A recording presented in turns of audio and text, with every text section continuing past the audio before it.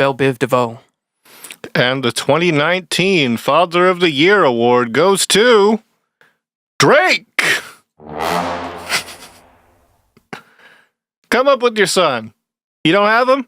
You don't know where he is? You barely know his name? But he got that Adidas contract, though. He'll never know. The dog made it. You know, Drake usually is on point with his diss tracks. Like, I really liked Back to Back, but, I don't think he Who was it? Pusha T? Yeah. Yeah, Pusha T fucked him up. Yeah, honestly, he kind of fucked him on that one. Like, Drake said some things, and then Pusha T was like, hey, everybody, you know the fact that Drake has a son that he doesn't talk about? Like, apparently that was very uncommon knowledge. I never heard about it. I never heard a damn thing about it. It was... Man. Meek Mill was sitting there saying, I'm still holding this L, and Pusha T descended from the heavens and said, not anymore. Not anymore, bitch. Oh. The fucking gun shatter. Still fresh. Drake got boo-booed. I wanted to do a video addressing the fact that we waited until the middle of the month for specific reasons, but I didn't do it. We can address that. Do you want to start? Yeah, let's, yeah.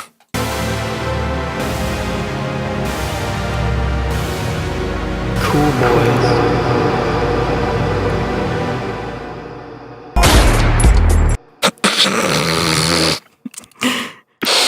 I added a couple. I see.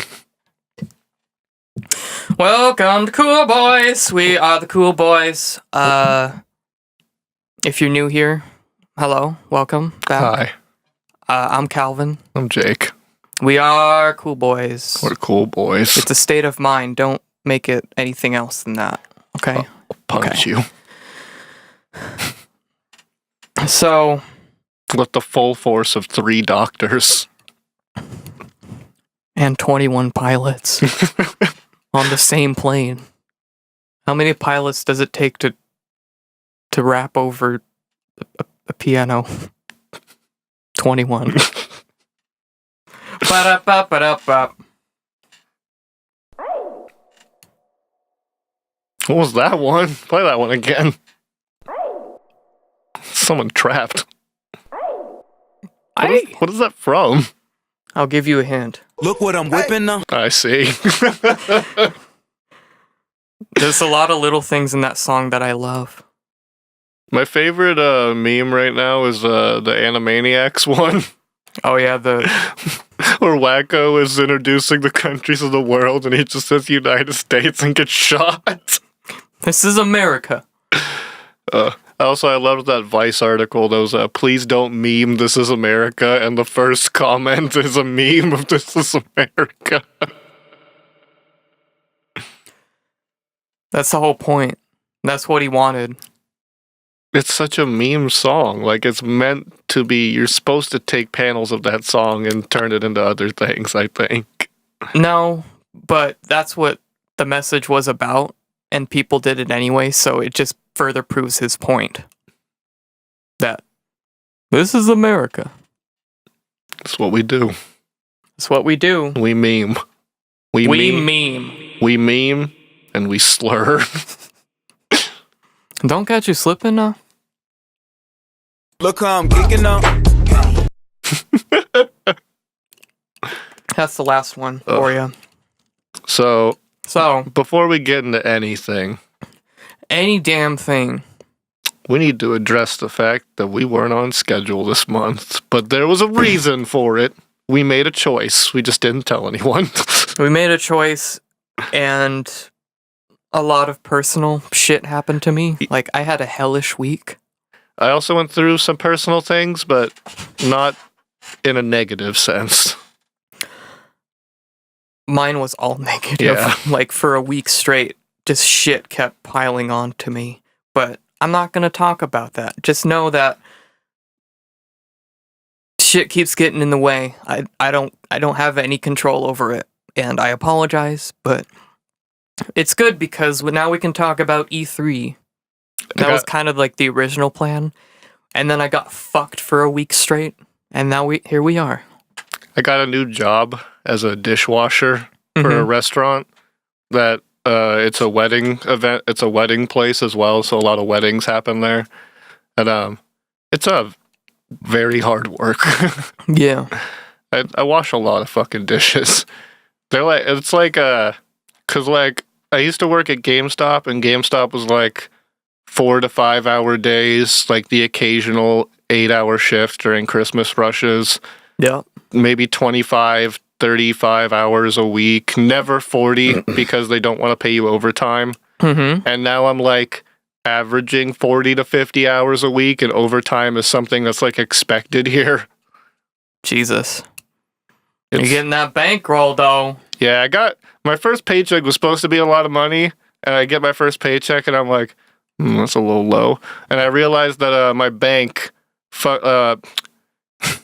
it's mainly PayPal's goddamn fault. I bought something on RuneScape through PayPal, and I didn't hear this part of the story. yeah, it was a RuneScape purchase, and I use PayPal to make RuneScape purchases for my membership and stuff. Because like I don't want to. I hate inputting my information every time, so I just use my PayPal. Go on. But instead of having it charge my card, I decided to have it like charge my bank, because I was like, oh, if it just charges my bank, it'll be fucking directly. I got that payment like 1 month later. Like it finally posted, and of course it posted like after I paid bills and shit, so it just overdrafted my account and stacked super hard for like 2 or 3 days. So when my paycheck came in, I had to pay like upwards of $100+ in fees. That sucks. And my bank did not notify me whatsoever. Thanks, bank. And Good I job. really like my bank too. But like, I'm trying to acclimate to extremely long days and long weeks to try to get more stuff on the Cool Boys Facebook. But yeah, I've been just incredibly busy with busy work now. With real life stuff. That's basically it, you know.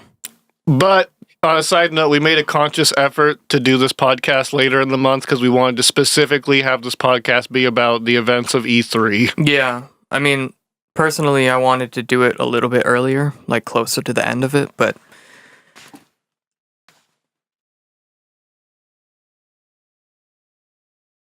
fuck. So here we are. We're gonna do it a little bit differently this week. We're kind of gonna, I think, kind of combine news and games because, like, we want to just pretty much talk about E3. Here's And, how like, it's go down. And, like, honestly, we didn't play that many games. Yeah, we didn't play that many games this month. I played like 2 games because I'm playing like co-op story games with a group of people right now. Yeah. Like I'll just go, I played The Forest, I beat that. That game was pretty fun, pretty creepy. And I played Starbound, and we're in the process of beating that, and that game is very fun, and there's a lot of furniture items. That's it. I played the Dragon Quest Builders. You like that game? The game's charming, isn't it? Yeah, it is. I didn't realize, like, you would, like, you go through to different areas. Mm-hmm. And there's, like, a story in each one. I thought you just kind of, like, stick to one area. Existed, yeah. And build. Kind of like Minecraft, but I like it better than Minecraft, honestly. I liked Minecraft in the beginning. Like when Minecraft first started out, like in its alpha form, it was like directed towards people who were older. Yeah, I think. But at least like only people like I would say like 17 plus, like from 17 to their 20s were playing Minecraft in the beginning. Yeah. And then when Minecraft started becoming more streamlined, then 6 to 7 year olds started playing Minecraft. And then fuck. And then the shift of attention on how their updates worked went from that to that. And now they have Minecon.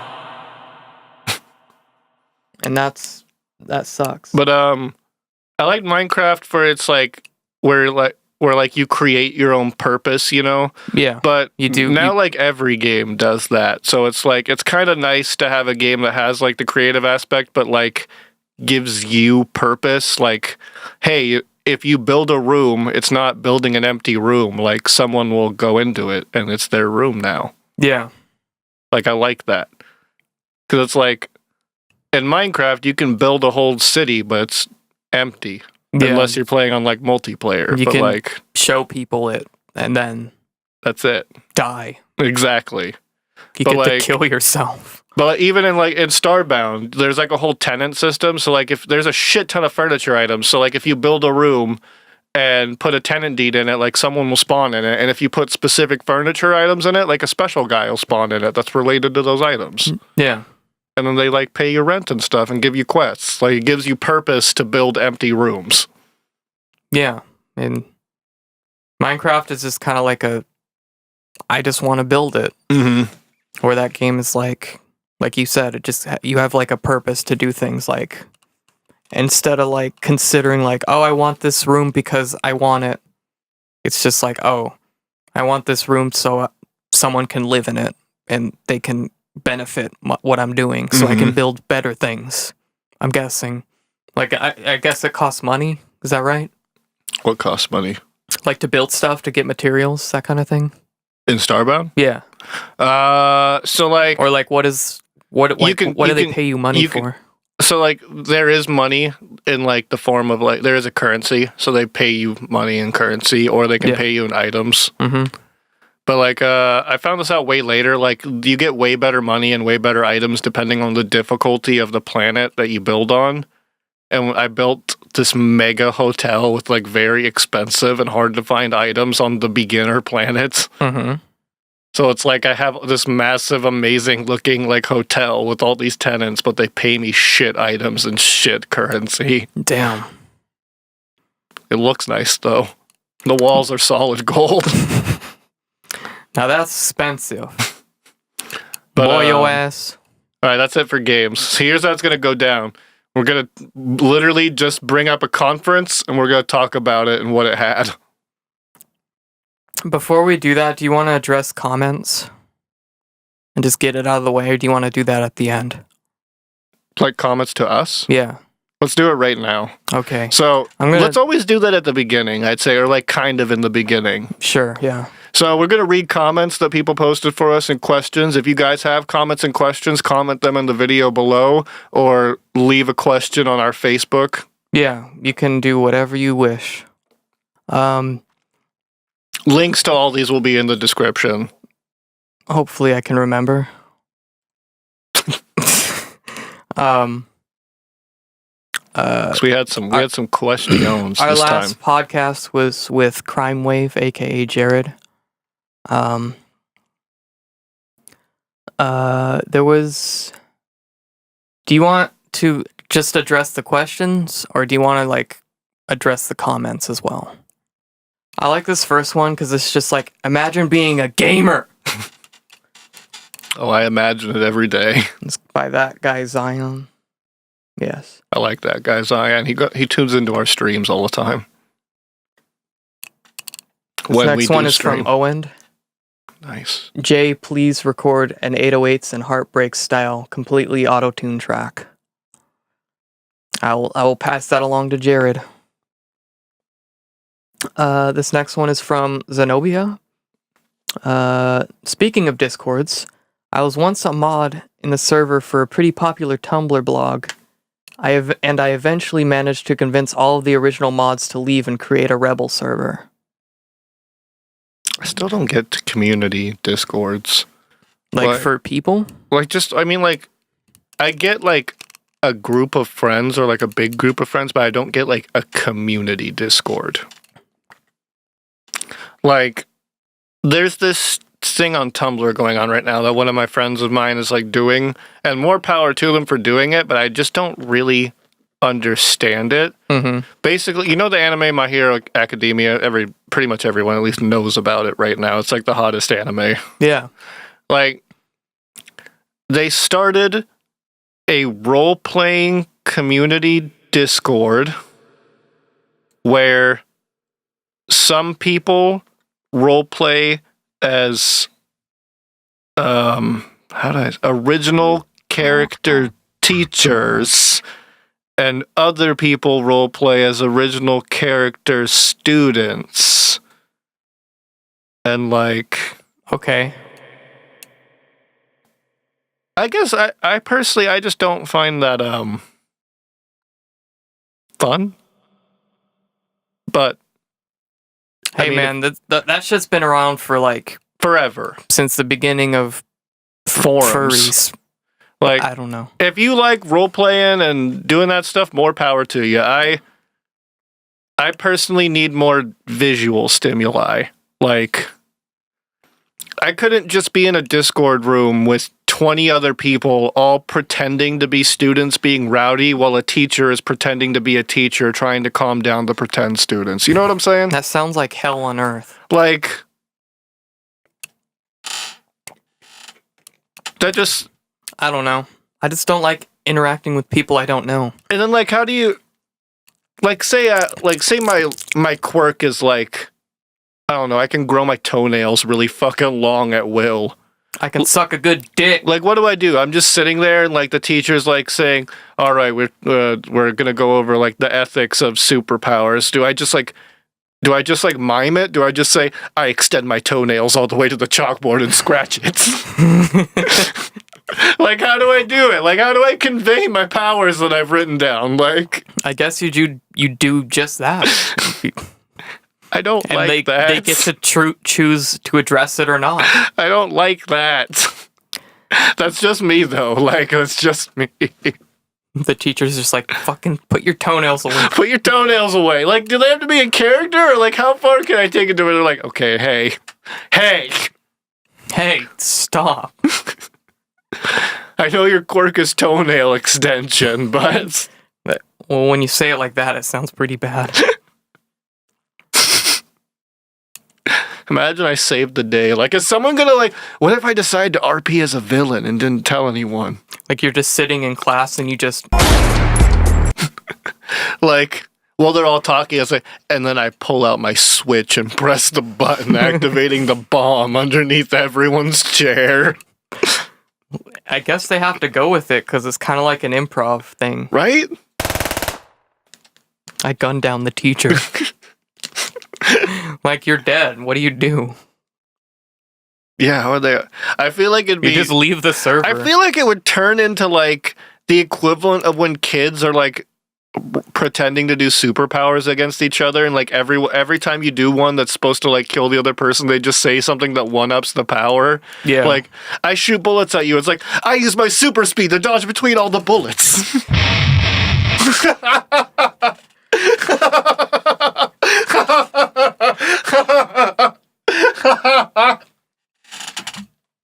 You just full on real life kick them. Do a spin kick to the back of their head. You killing them instantly. Break a ceramic pot over them. That you just have. Yeah. Like you mold it, fire it in a kiln, and then take it out of the kiln, look at it, and just smash it over them. Dodge that with your super speed, you little fucking bitch. All right, we spent way too long on that question. Gargle dump. Is that? Yeah. Jesus. They just said good. Roast Fellow says Thanks. dope. Thanks, Thank you. Thanks, Gargle Dump. Space Perp 420 says, The man. I just want everyone to remember that the author for Ready Player One wrote this amazing post about how there needs to be more nerdy girls in porn. I think there's enough already. I mean, what percentage of the internet is just porn? It's like, I think it's like surprisingly high. It's surprisingly high. I'm saying I think it's because like all the porn domain names are not taken. It's like you don't see Google registering like gaped assholes xxx 720 all day every day.com like 720. I think we're to a point in this society where you can just find whatever you want. we're to a point on like porn websites to where it's just adjectives now. Like Wait, what? or it's just like descriptive words. Like all the regular porn sites like let's say like Pornhub, PornMD, porn like all stuff like that. Like there's no domains like that anymore. It's like now people who are making like startup porn sites have to like literally use descriptive words like Here we go. Like slutty unique college girls for like slutty unique 18collegegirls.com. Mm-hmm. And they just have to keep extending the adjectives, like to Just get have to domain get names. more and more specific. Or like misspellings of popular porn sites. It was like I typed in Pornhub, but I accidentally put an M instead of an N, so it was Pornhub, and that was a porn site. Porn tub. Like, you could just get close to spelling the porn site that you wanted to go to, and that is also a porn site. Like, Trying to get that traffic. exactly. Get them dollar bills. All right. This is like the actual, well, it's a comment. This but is the big question. This is the big one. From Cole Kruger? I can't Cole read Kruger. it from here. He says, or they say, I don't know. What I've listened to so far is great, and I would really like to dive headfirst into your boys' whole brand. Thanks. But the length of the episodes is really holding me back. Consider editing things down to a solid hour, but don't let me tell you what to do. I think I speak for both of us. Yeah, we thought about this for a long minute, and then we came to the general consensus that we were both exactly on the same page of where we wanted to be with this. And the answer is no. Yeah. All right, tune in next week. The answer, yeah. No, to elaborate, it's like,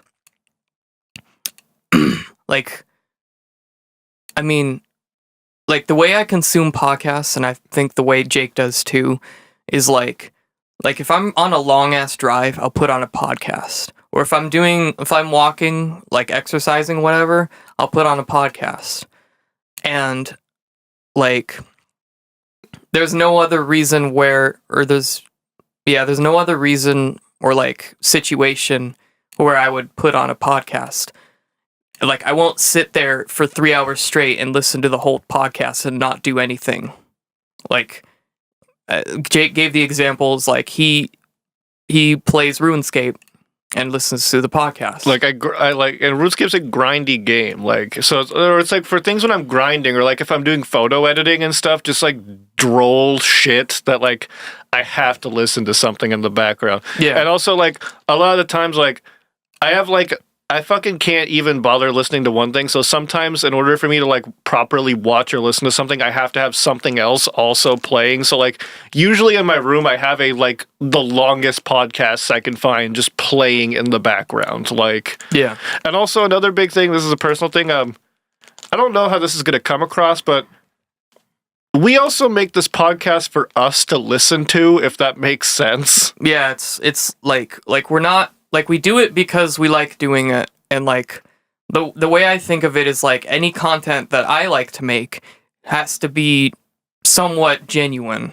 And like if we're trying to stick to a strict schedule, then like we can't be genuine. Like we have to move on, and like there's not these like little cool funny moments, like side stories or anything, where it just feels like two people actually talking, you know? It feels just more like a not corporate thing, but like just like the super structured, like whatever thing. If we structured it too much, we wouldn't be able to go off on tangents and have like life stories or like situations or what if scenarios that like are what's kind of trying to make this podcast its own thing. Yeah, and like I like little moments like that. Like those are like one of my favorite moments. It's like, yeah, we talk about games and game news and whatever, but like I don't know, I like the format how it is. And like I don't consume podcasts like all at once. Like if I go on a walk, let's say, and usually like the route I walk is like 40 minutes. Like I'll listen to 40 minutes of a podcast. Once I'm done with my walk, like I'll pause it, and then when I do another one, I'll continue it. And like we have the monthly format right now because of our time constraints and other jobs, but also for the sake of having that length, it's meant to be digested over the course of that month. Exactly. Like if we were doing it every week, it'd probably be a little bit different. Like we'd have less to talk about, but like we're going off of like the past month of like games that we've played and game news and whatever. And like the length of the podcast is, like you said, like I think is supposed to be digested over like a few days at least, you know? Yeah. That's not my case because I do listen to it in one go. Cause, I mean, everyone's different, but I'm just also it's from like my experience. when I create content, the first thing, like the first reason why I'm creating the content is I'm creating something that I can watch. Like, yeah, exactly. Like if there's like numerous times we see memes and jokes that we don't post to like publicly that aren't invented yet, that we're just thinking of, and we visualize them by creating, like, just recently, like, we were talking about how funny it would be if there was just a slow zoom in on someone while corn was playing and the image slowly deep fried. Yeah. So I went and edited a video of Todd Howard slowly zooming into corn while the image deep fried. And it's like, I didn't create that for anyone else to enjoy. I created that because I thought it was funny and I needed to visualize it so I could watch. And I watched it, I think, 30 times over because I was dying. Like, I'm solely creating content for me to watch. And it's like other people enjoying it is a byproduct that I enjoy very much. Yeah, like, if you can make yourself laugh, then maybe you can make other people laugh, I guess. I learned that from Stamper. Like, when a very drunk Stamper that I interviewed at PAX once gave me that basic bit of information, is just make things that you enjoy to watch. Yeah, exactly. And I don't know. I just... And personally, having a constrained time podcast would be something that I wouldn't enjoy to watch. Yeah. I mean, not that there's anything to watch, but like I can't just sit there and listen to it. Like, I want to be doing something else. Mm-hmm. But so yeah, fuck you. No, I'm just kidding. No, you're good. I liked that answer a lot because it gave us a chance to actually think about this, because we've been discussing how to format this podcast. So questions like that and feedback like that, I feel like were important on solidifying our decisions. So yeah, thanks all, and you specifically who asked that question. That being said, that's why I did make the decision to put asking and answering questions near the beginning, because these are long podcasts. Yeah, so you can feel like you're part of it, and you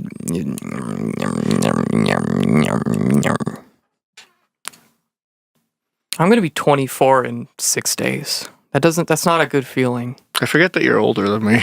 I'm gonna be entering my mid-20s officially. Not yet. 25 is your mid-20s. Well, I look at it as like 20 to 23 is your early 20s, 24 to 27. No, 24 to 26 is your mid. And then 27 to 29 is your late. Fuck, that makes sense, but like, I'm turning 24 then this year too. I don't want to be considered in my mid-20s. I'm gonna have a fucking quarter life crisis. That's what I'm saying, bro. I'm like, no, stop. Especially since I feel like I wasted my 23rd year of life, bro. Oh my, Calvin, I've wasted my 18th to 23rd year of life. Like, I guess not, like, personally, I consider like everything that happened in my 19th year, I fucking dealt with until I was 23. So I wasted like, how many years is that? 20, like 5 years. Well, with very promising career paths and other things that I just fucking ruined. By the time you hear this, it'll probably be 5 days, because I've been trying to edit this shit the day after we recorded. You've been powering those too, like. My biggest problem with like doing this stuff is like just getting out here to do it. Once I'm doing it, I'm like, oh, this is fucking easy. It won't even take that long. But like, just the weight of like, you're gonna have to fucking edit this whole shit. But it's no, like, that's why we do timestamps. And like the biggest thing for me is just like waiting for it to export. And even when it's doing that, I'm like, oh, I could leave. And the question is like, why doesn't Jake help out with that? I would if I had a studio capable of having Calvin able to transfer the files over to me. I mean, like, I don't even mind that fact. And I think, like... That's why I try to split the load with, like, trying to do the Facebook stuff or editing the videos or, I'm abysmal at that. And, like... And attempting to network. I'm actually going to put out some feelers today to get some more people to interview. Sure. So I don't mind taking the technical stuff. It's like my job anyway to do this stuff, so it doesn't bother me. I just like doing it, okay? Fuck you. I like how the lights flickered when you said that, like power was generating from you. It was, dude. I've become way more powerful in the past 2 weeks than you could ever imagine. Oh, I mean, I heard. You don't even know. You don't even fucking know!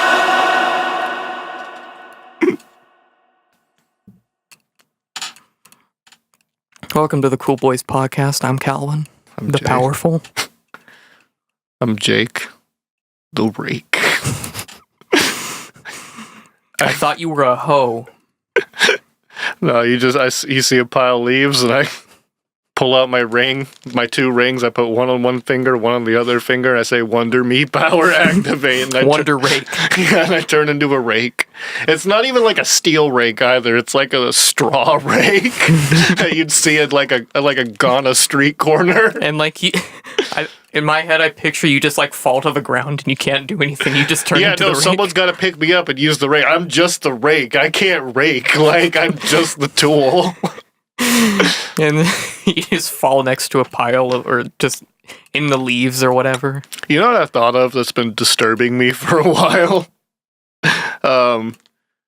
So, you know, there's the common like thing of like what if food could talk? Yeah. And like how would it react if you ate it? I hope they're racist. And like, you know, the common thing is like food would be terrified of you and doesn't want to be eaten, you know? Yeah. So I came up with an alternate reality where food gets insanely sexually aroused when it gets eaten. Oh no. So it's like you just like take a bite out of like a fucking like a bite of a tomato and you just hear in your head like, oh fuck yeah. Bite me again. I want you to consume me. And then it got even worse because then we were thinking about it's like you could never eat rice again. It would just be a fucking orgy in your head, like each individual rice grain. Oh no. Cereal would be abysmal. They would drown first though. Wouldn't they? You think so? I mean, they kind of float. I mean, well, not if you put a lot. Like, have you ever eaten a lot of cereal? I guess we're assuming if the cereal can breathe. Well, I mean, at that point, like, you know what? I don't know. Whatever, man. If the Smoke weed. If the cereal can breathe, it'll drown. But I don't know. Maybe they get off on that too. I guess like being eaten is the equivalent of them dying. So it's like this has gone somewhere I'd never imagined it would. Food. Food sucks. You know what? Eating is underrated when you can't do it. When you can't eat because your mouth hurts, it hurts too much to eat. That is one of the worst things. So appreciate that you can chew your food. I guess that answers that comment. More than answers it. It perfectly gives the example too of naturally going on a tangent because of things. Yeah. So suck it. Don't worry. I mean, you'll learn to grow on this. It'll grow on you. It'll grow on you like a mushroom. Yeah. And it's like, well, last time we had a special guest too. Season. What? And then I'll eat it during the on season. And last time we had a special guest, so it was like, well, this has to be special and long. Special guests are going to be longer episodes, like just being... And gaming events like E3. Yeah, this is going to be a longer episode. This is the only one. This is the only gaming event. Yeah, I wouldn't really count the Keeleys as a gaming event.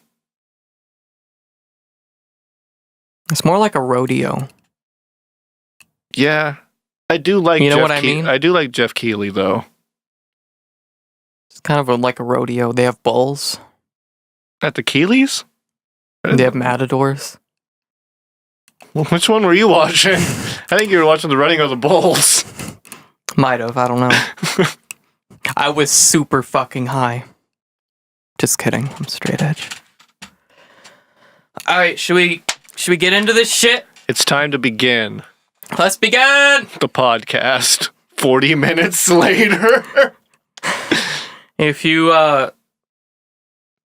like pussy, then die a lot. Yeah, get out of here. We don't like your kind.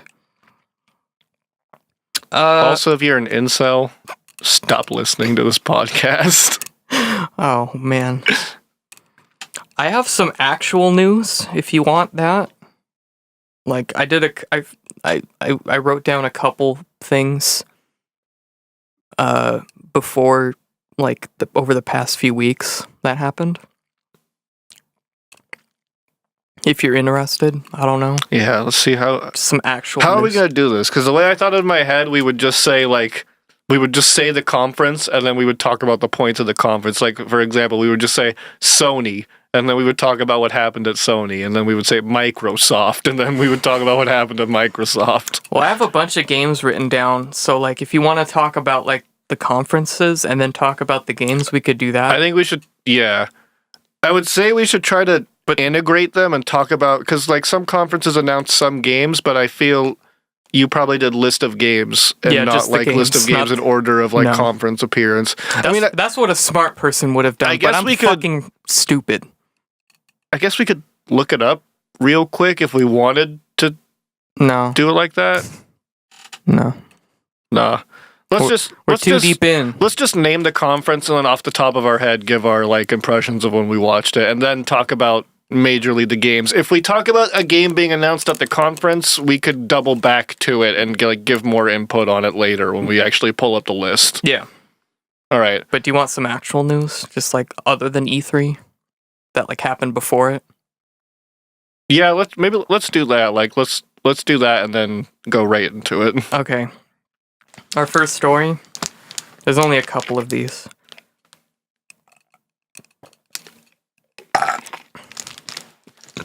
So the Oculus Go came out. You hear about that? The fuck is that? It's like a more consumer based, like a cheaper one. What's it do? It's just an Oculus with a controller, and it's self-contained. There's no external sensors required, and it's just kind of like,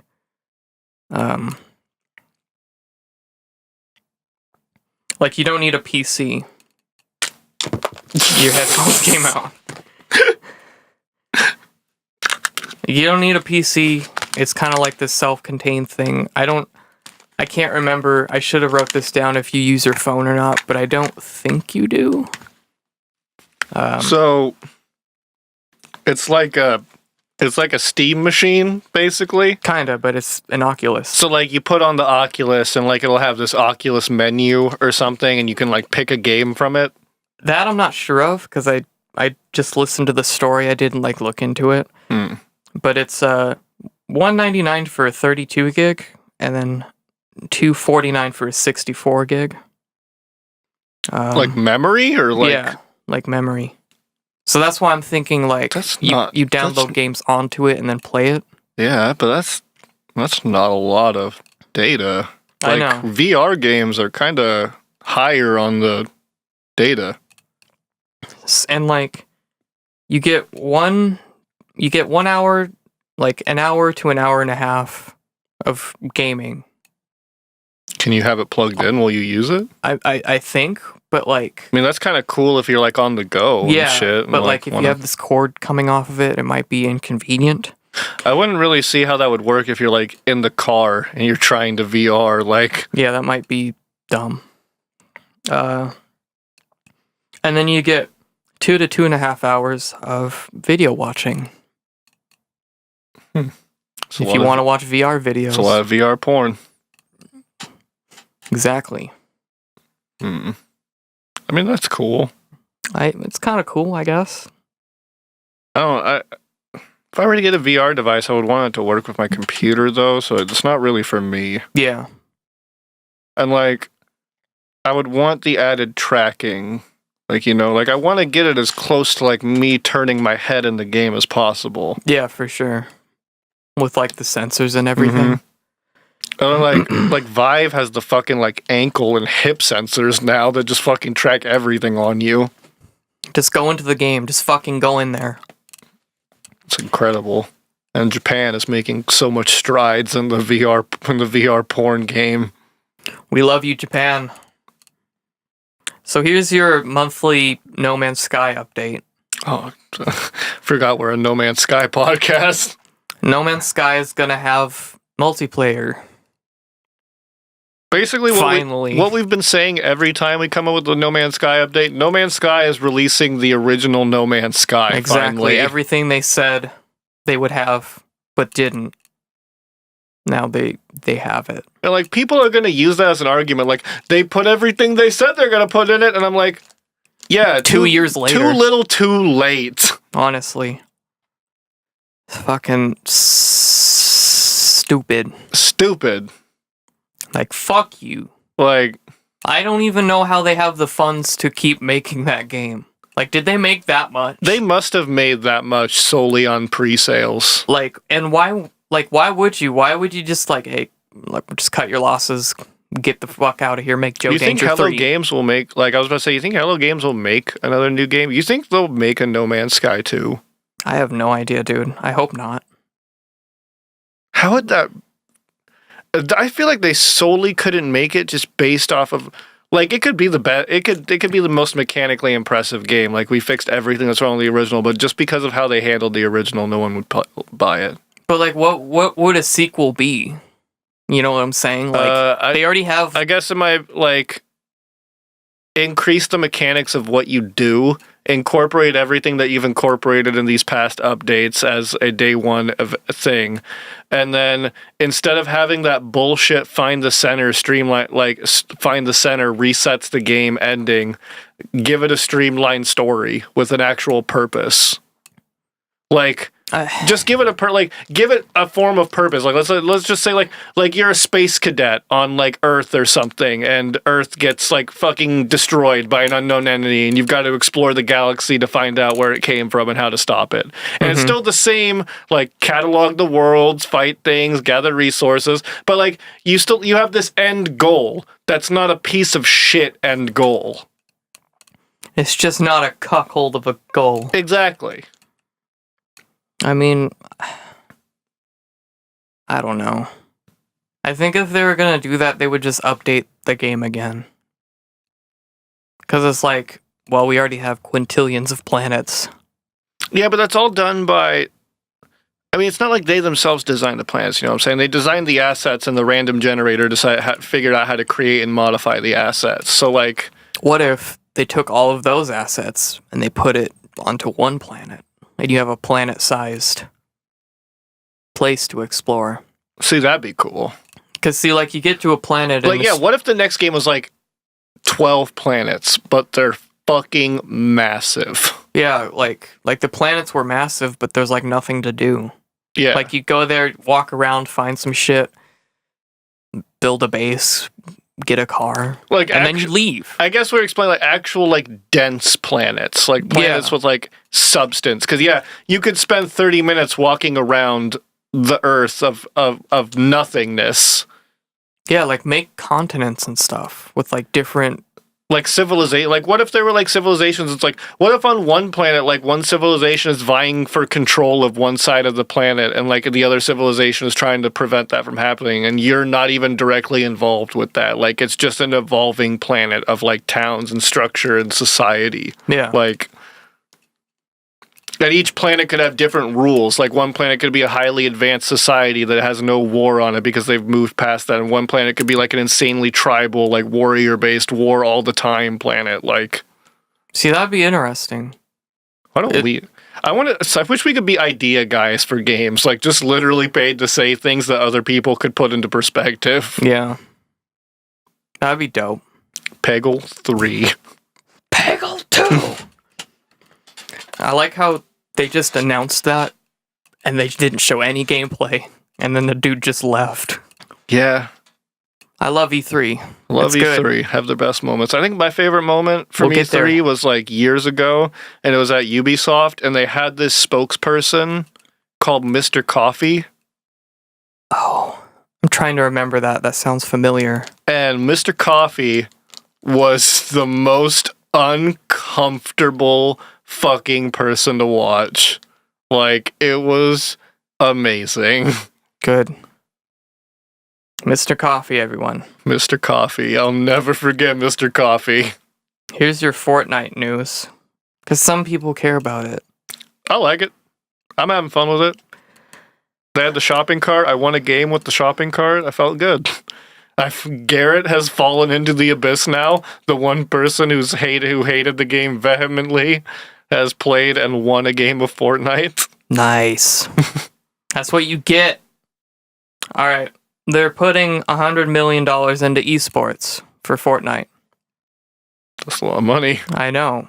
And considering the mobile port made $50 million in the first month, like they're not doing bad. That's not even like a dent in their pocket that they just put in, but that's gonna like benefit esports so much. Yeah. Like, I think they're just doing it like for Fortnite. I mean, the thing is that like that's a good thing though, because it's like the more people you can get involved with esports, the better it is for every other esport. Yeah. Just the more exposure, the more. Because it's like, I would say like the professionality and like how League of Legends handled their esports and their tournaments and stuff definitely bled into how other tournaments handled their esports situations. Like, Yep. it's like, Good shit. and League of Legends, a game I don't fucking care about. Like, I still watched the LCS when it happened, and it got like 3 times the amount of viewers than the Super Bowl did. Really? It shattered, like, air quotes, if you were like sports viewing numbers. That's insanity. That is absolute madness. Like, If you think about the Super Bowl, like every fucking person's watching it. everybody, like, it's like League of Legends got more people in the Super Bowl to watch. It's like, We are fucking gamers, dude. like, people enjoy watching people being good at games. Like, Yeah. that's the same at sports. Like, literally, I don't get the argument. It's like, oh, you watch a person play a game, and it's like, that's what you're doing! They're all games. You're watching someone be good at a game that you're not good at! Or you're not on that level at. You're watching someone, like, what kind of argument is that? It's so confusing to me. It's just like anyone can play League of Legends, anyone can play basketball as long as they have a basketball. As long as they have a computer, you can play League of Legends. Exactly, So but then there's accessible those, to everyone. then there's those some people that fucking just mollywop the game and that are enjoyable to watch. Like, Yeah. they just take what you know about the game and... Let's move on to the last piece of news, and it's kind of a bummer. So, let's just get through it, and then we'll get to E3. Total Biscuit has passed away. Yeah, Um, that really bummed me out. yeah, it's like some people hated him, but like he pushed like a lot of people and like gaming on YouTube forward. Like a lot of people came forward and were like, "Hey, I started making videos and now I have, 1 million subscribers because of him, And like regardless of what you think of him, he had an impact. And like I don't know. He had an impact in so many things, like the gaming community, like the YouTube community, and even like especially the esports community. Like what he did for like StarCraft esports is fucking crazy. If you don't know him, Total Biscuit, he was known as a PC games critic and an esports caster. And he'd like anytime like a big PC game would come out, he'd always be real with it, whether it was good or bad. And like like I think that demands some sort of respect. And that would get him into hot water sometimes. Yeah, like, like- he reviewed this game called Day One Gary's Incident, and he gave his honest review. Like, no, I think like the developer gave him the game to review it, like a review copy, and he didn't sugarcoat it. He said this game is unplayable. It's in a broken state. Do not buy this game. And it pissed them off. And they tried to strike him for it. So what happened to him, just briefly, he had bowel cancer, and it spread to his spine. And it went away for a little bit, but it came back.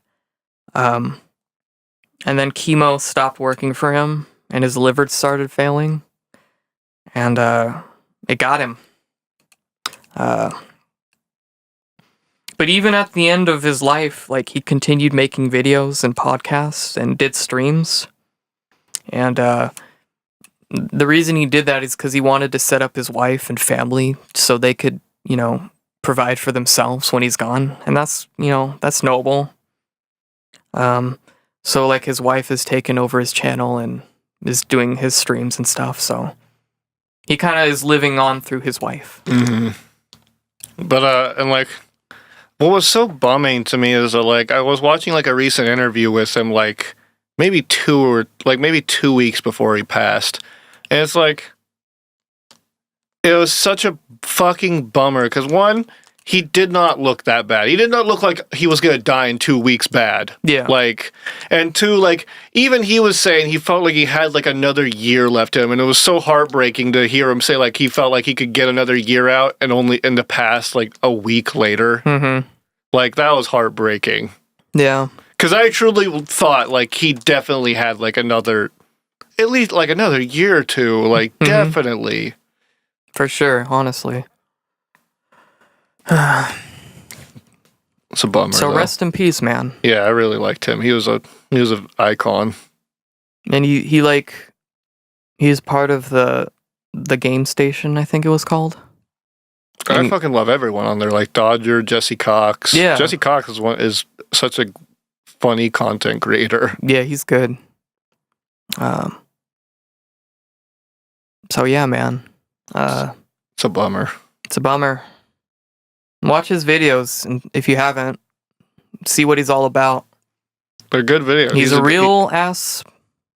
He's very cynical. He's a real ass critic. That was also his. Yeah, his other name. He's known as the cynical Brit because he is incredibly cynical. Yeah. I don't know. But I man. liked it. I liked that about him. Yeah, it takes some real guts to, just trash games. He reminded me of Jeff Gersman.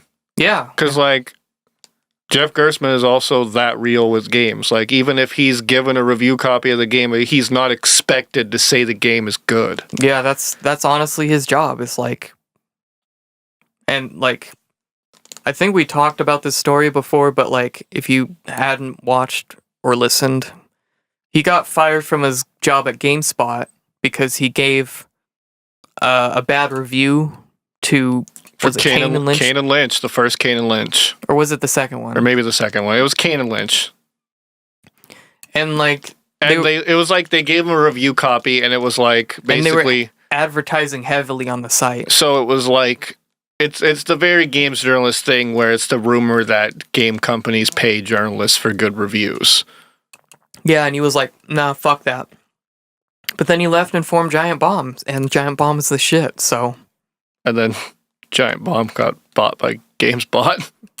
Not bought by GameSpot, but like, and somehow Giant Bomb and GameSpot are now connected. Yeah. Which is very, like, ironic. I mean, good for them. Yeah.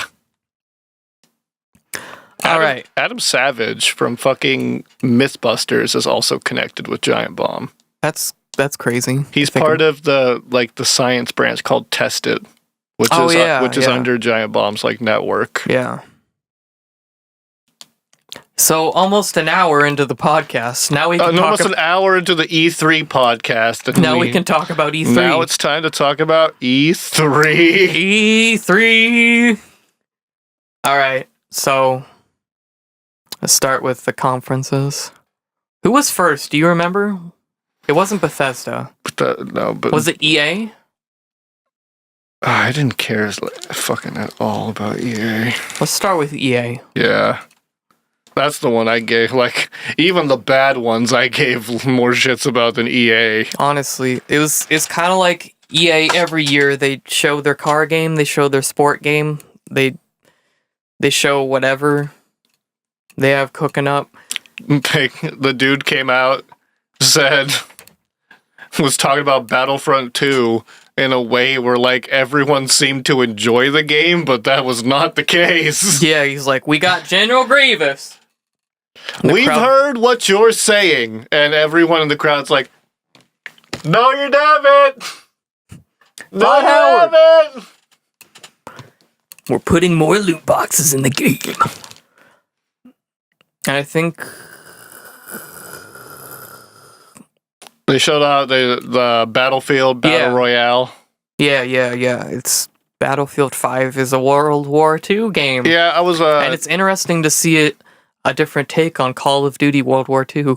Yeah, honestly, that really bummed me out because the trailer everyone got pissed at the trailer because they're like, who is this one-armed woman during World War II? And like me, I was like, ooh, shit, maybe this is like a different retelling of World War II, kind of like how Inglourious Bastards retold World War II, like slightly. Yeah. And they're like, no, it's a World War II game again. And I'm like, you have fucking 9 of those. Like, going back to our roots, man. Like an alternate history World War II would have been way cooler. We're going back to our roots, bro. It's back so to our roots. It's so annoying. Like, and all these people praising it as an accurate World War II game. Like, there's fucking like almost 10 other Battlefields that are World War II games. 1942, 1943, Battlefield 2. Fucking like But they have the graphics now. Okay. EA. Probably the most interesting thing that happened is they talked about Anthem for the last like 20 minutes. And I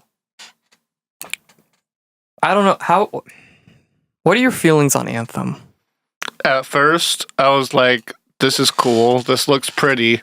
And then after every subsequent gameplay like reveal and stuff, I have now am asking the question, what do you do?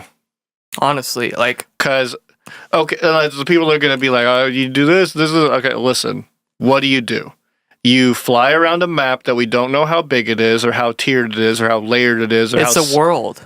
Or how set up it is. We saw like that the world gets weather effects, but that we don't know what that means. Yeah. We just saw people running through a storm, the game looks cool. It does. But we've seen where games that look cool fucking go. Like, No Man's Sky looked cool. Look cool. Like, bought it day one. Division looked cool. Paid $100 for that piece of shit. Oh no. Like, oh no. I'm skeptical, but I'm interested. But it's like, after so many of these like gameplay trailers, and that one, I'm gonna go into this. We need to end this trend of fake gameplay trailers. Like, honestly, yeah. I'm getting sick of the 3 friends that are going on a small adventure and somehow are detailing aspects of the game to each other that wouldn't, like, it's not a normal conversation. It doesn't feel normal. Like, it's not like none of them are racist. It's so uncomfortable. Like, I want someone to do a real like trailer like that. Like, you know what would be interesting? Why don't you just get a fucking like 4 streamers who are active personalities and are good at being active personalities, have them play the game for fucking 2 hours and make a 2-minute highlight reel of what they played. It would be a billion times more enjoyable. Yeah. None of them can figure that out though. Like, but that's part of E3. That's like part of the experience is like seeing how seeing how far gone like publishers and corporate people are from the actual like market, like people they're marketing to. Yeah. But like, that's what I see in Anthem. And also, every trailer I see for Anthem has been a goddamn bait and switch. And let me explain this. It's fucking, the dude's flying around the map. you see one thing that's infinitely cooler than the thing they're originally going to. Like, for example, there's like dudes like flying over the map. All of a sudden, this giant ass, like boss ass Monster Hunters type monster just comes out of the fucking ground, and it looks like this big ass boss fight's about to happen. You're like, oh shit, this is cool. I want to see where this leads. And then the dude veers left. He's like, yeah, we'll take care of that later. Wink. Like, let's go over here and shoot these little guys and get a gun and show equipping the gun and shooting it better. Like, motherfucker, why did you show that then? Yeah. Let's tease the gamers, guys. It didn't tease me in a good way. It's like, and now it's like, all you've shown is going from point A to point B from the hub world, killing a few things, equipping an item or two, and maybe a weather effect. Like, you haven't shown, like, what is your purpose? How do you start the game? Why do you get this mech? Do you acquire it? Are you a part of a group that fucking, like, is doing these things? Did you get it by circumstance? Like, I mean, to be fair, what are the rules? I think some of these questions will be answered when the game comes out. But, like, just going off gameplay alone, I'm just kind of like, I don't know how long I have could... a story trailer. Yeah, and I'm just like, I don't know how long I'll be interested in just, like, flying around and shooting things. Exactly, it's like, because so far it's like every gameplay reveal you've showed me is flying around and shooting things, and yeah, that's cool, but what else do you do? Like, why are you flying? Let's just answer the question, why are you flying around shooting things? Just answer that simple question, and then it gives us much more to discuss about the game. I mean, good on them for showing gameplay and not just doing the other thing you said. Bad on them for showing the air quotes PS4 gameplay, and it was just the Xbox gameplay with literally a JPEG overlay of the PS4 controllers, literally overlaying that button controls. Like, it was fucking so poorly edited. I'm also skeptical because it has the EA thing on it. So, you know, they might pull some bullshit. I don't know. I will say, as much as I'm dogging on Battlefield, the Battle Royale mode in the Ice engine, or Frostbite engine with, like, destructible everything, could be cool. Could be. I like the fact that we're getting another goddamn World War II Battlefield game, kind of shits on that for me. I guess we'll see. I don't know. I'm not interested, so... There's rumors that they're going to speed up the game to feel more like an arcade shooter, and I really hope that's not the case. Like, Battlefield's, like, I would say medium pace shooter, and that's where it should stay. Yeah. But, I haven't the only Battlefield game I played was... I played 2. Is Bad Company 1, and then Battlefield 3. The Bad Company games are some of my favorite Battlefield games, because like, they just take themselves just a little less seriously, and it does so well for the series. It does. They should bring that back, but they won't. But I think that was it for EA. Yeah, it was... Oh, FIFA. FIFA and Madden. That was it. That was 90% of the fucking thing was that FIFA shit. And then they had... I know it sells well, and, like, people are excited for it, but, like... They had this professional football player come out on stage with a professional Madden football player, and, like, I just must wonder how it feels for a guy who, like, spent his life training and becoming, like, a physical monster to be and have the technical skill to be accepted into the NFL, and he's the one giving the interview to a man, like, 3x less his size, this, like, beanpole who is good at, like, who is good at playing his game in video game version. Like, he was like saying, so, like, what have you done to reach your success in this? And I feel like he must have been dying on the inside. Like I worked so hard to get the same notoriety that you have. Like, and it's much harder to, like... And I'm not saying it's cool to be good at a video game, people. It's cool. No, it's not. Well, like, air quote, like, it's cool to be skilled. Like, I guess, like, I don't mean cool, like you ain't gonna pull bitches. I'll tell you that right now. If Video games are bad. If you can L cancel in Melee, you're never getting pussy, but you have a chance to get some popularity. You have a chance to get some money. So EA was just kind of like they are every year. They just show off the same shit. They didn't really announce anything new. Like everything they showed was already pre-announced. So they didn't have like a kicker. Like here's a new thing. Like so that's it for EA. My grade for EA. I wouldn't have even watched it.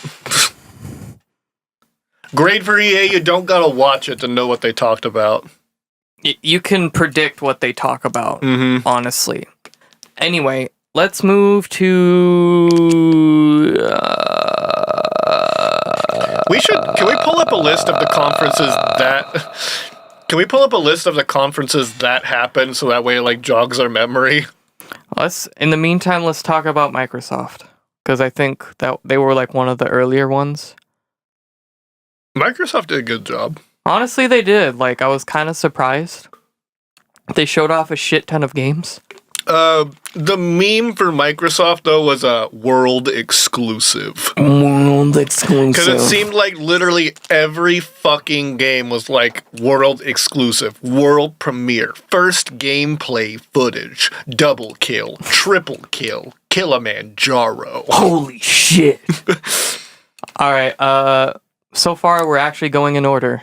Nice. So we have Microsoft. Yeah, Microsoft, they showed off Halo, if you could say they showed off Halo. They announced Trailer. Yeah, they Halo. announced what Halo. it's Infinite. either Halo 6 or a Halo spin-off game. I think they would have made it a big deal if it was 6, like a bigger deal. That's You know what I'm saying? They showed it was mainly like an engine trailer, so it showed like some Marines driving on a planetscape, some wildlife going fucking crazy. It looked pretty. It had like a distinct like look to it. Like it kind of had the Halo vibe, but with a little bit more like color punch. Yeah, I mean, I couldn't get anything from it other than you can drive a mongoose. Yeah, and then at the end they had Master Chief walk in and he has new armor on, and I really don't like the design of that helmet. Like he looks he looks a little silly. He looks a little goofy, a little puffy in the face. Like my favorite armor design is the Mark 5 or Mark 4 from Halo 1. Like that's my favorite. It's like perfect like blend, and then like the Mark 5 in Halo 2 also pretty fucking stellar. Like but Halo 4 was a little too bulky for me, and now this one looks like I don't know. It just looks a little I mean, I don't really know what's going on. I like Halo a lot, so it's like I just don't like the design of his armor this time around. This doesn't really say much about like what the game is going to be, but like if you're not vibing with the design of the air quotes main character, that's going to be an issue. We don't even know if it's Master Chief. Oh yeah, though. well no, but I guess they're saying it's just some random. I guess they're saying it's Master Chief. Oh, okay. Well, I thought it was just if it's just some random Spartan, I'm fine with that. That can just be his armor. But if I think it was supposed to be Master Chief.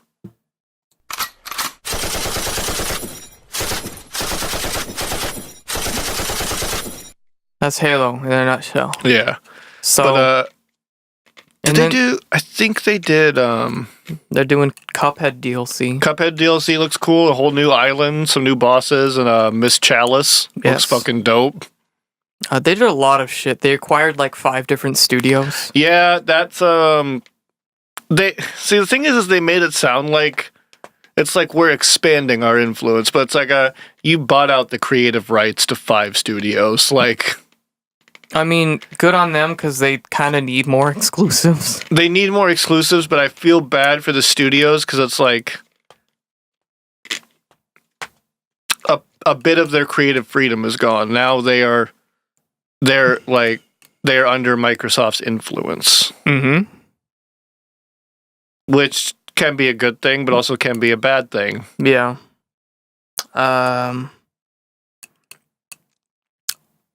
they announced, I think it was the Microsoft trailer, but they announced the game I'm fucking hyped for, which is Devil May Cry 5. Was that Microsoft? I feel like that was Microsoft. I don't know, but we could talk about it. It wasn't announced as an exclusive. Like, that's good. Yeah. But like they showed it all. They exclusively showed it off of the mic. I believe it was Microsoft. It's either Microsoft or Square Enix, I think. They definitely Square. It's not a Square game. It's a Capcom game. You're right. Never mind. It's got to be Microsoft. Every other conference doesn't make sense to me. Yeah, I guess. But like Devil May Cry 5 looks fucking dope. It does. They brought back Nero from 4. He was one of my favorite fucking characters in Devil May Cry. And I think I agree with the super best friends like Matt, Pat, and all those guys on that. Devil May Cry works better when Dante is involved, but not the main character anymore. You think so? Like, Devil May Cry 4 was fucking dope. Like, mainly because the main punch of the story is like, it's Dante's like involved, but like it's like his job to go there. Like it's really based around like Nero and like his fucking like unraveling the conspiracy of his town and shit like that, and realizing like all this demon shit and stuff, and like finding out like why Dante is there in the first place. And then like halfway through the game, Nero gets like fucking the shit beaten out of him, captured, and then you play as Dante for the last half of the game. Yeah. Like I think that works perfectly. Like I like the idea that this is that like Dante is involved, but this is still following like Nero. Like it's probably gonna go like you play the first half of the game as Nero, you play the last half of the game as Dante again, which I'm totally fine with. I like it a lot because Dante's back, and like the mechanic styles are cool. Like Nero is so fun to play. Like Nero just has so fun mechanics. Mm-hmm. And apparently fucking like Maximilian noticed this, but like so Nero, he's got a new robot arm because his demon arm got ripped off of him, as you can see in the trailer. Yep. But the assumption is that the guy that ripped Nero's arm off is Virgil. Oh. And Max is specifically going on this because apparently, like when they did Assist Me, like his series, his live action series, they were making a costume for Virgil, and they were going into as much detail as they could, and he had these specific flares like on his gauntlets that were very unique to him, and the character model of the guy that rips Nero's arm off has the same flares. Like to a T. Ooh, shit. And I think that'd be cool because, like, that's how you bring Dante into that part of the story because it's Dante's fucking brother. Like, he was at the end of the trailer riding a bike. Yeah, he looked really good. He looked old. He looked real good. He looked old. I love Devil May Cry. I'm hyped for it. It's a good one. I even like DMC. I thought it was a different take. I liked it. It was like its own separate thing. I like DMC. I like Devil May Cry. Like they're both fucking awesome. I liked Nero's partner. She was animated like very well. She was cool. I liked her too. She's like Nero's version of Lady. Yeah. I like that there's just a chick named Lady. What do you want to name her?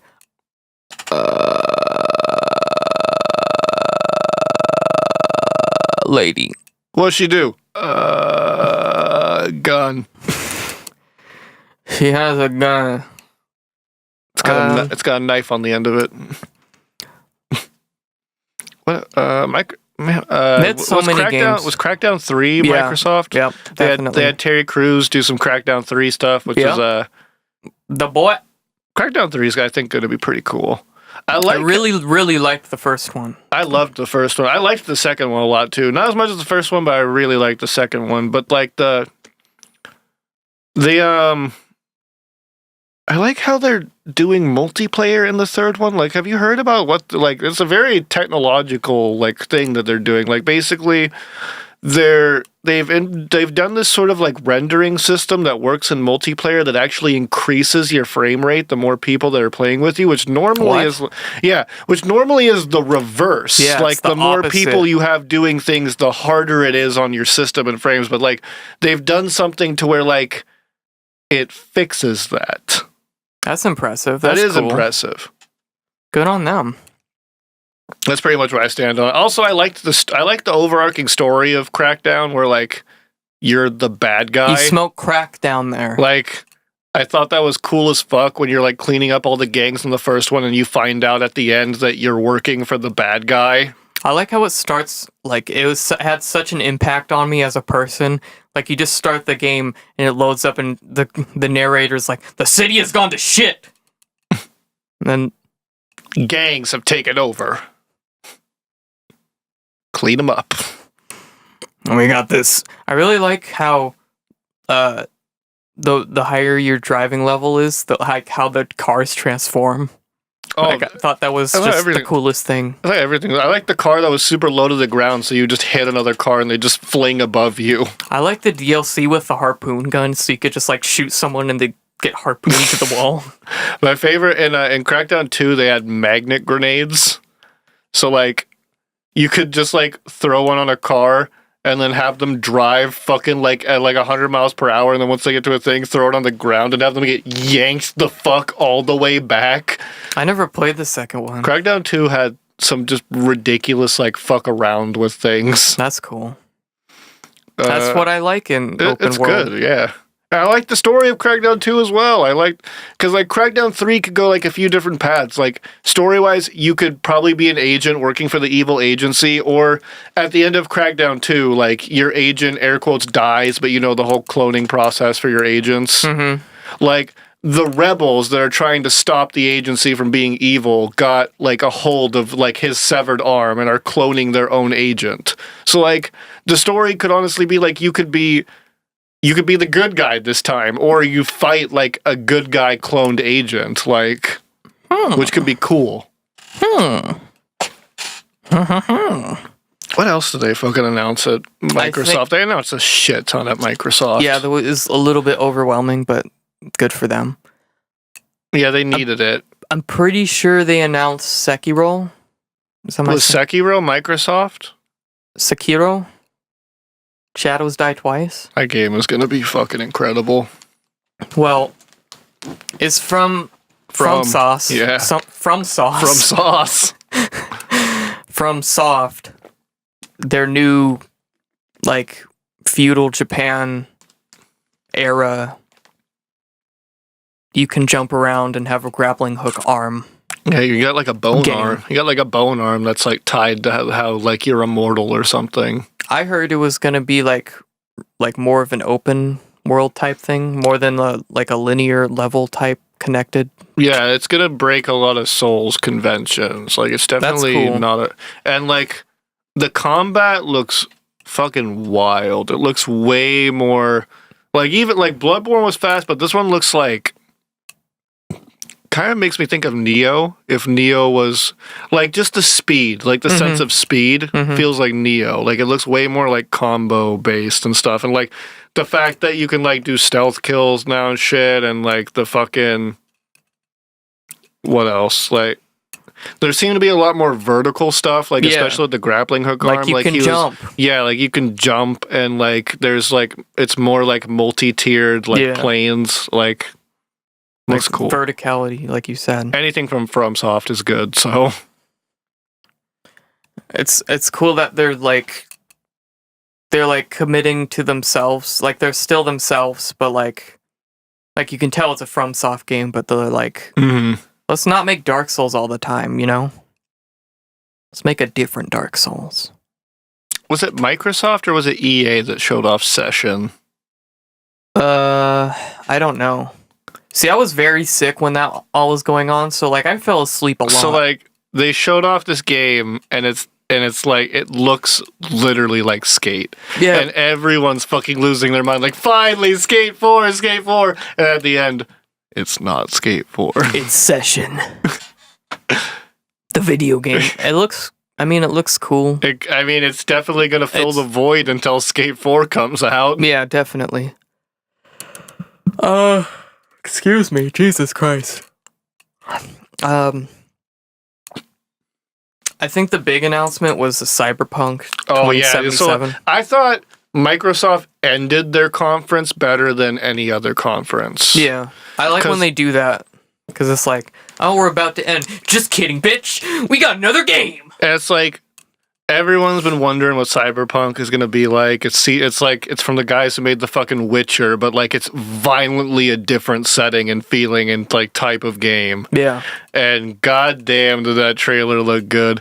Do you know what some people are criticizing, though? The fact that the game has daytime. What? So, let me break it down to you. People think that the common cyberpunk setting is at night and raining always. Blade Runner never had a scene. The original Blade Runner never had a scene in the day. It was always at night and raining. And most cyberpunk movies followed that model of it being at night or raining or I both. suppose, but Jesus Christ. That doesn't make a cyberpunk universe. And No. God damn, did that world look dope. Like, It looks cool. the music got me. That music was fucking on point with like what cyberpunk is. Yeah. I mean, like, no gameplay or anything. No gameplay, but like I trust CD Projekt Red. Yeah. Like, especially with how they did The Witcher 3. Not a game that I can play for too long, but I can respect the game and the fact that every side quest feels like a full-blown quest. Yep. Like, if they can recreate that in a shooter/cyber standpoint, amazing. That'd be cool. I'd be into that. I'd be so lot. into that.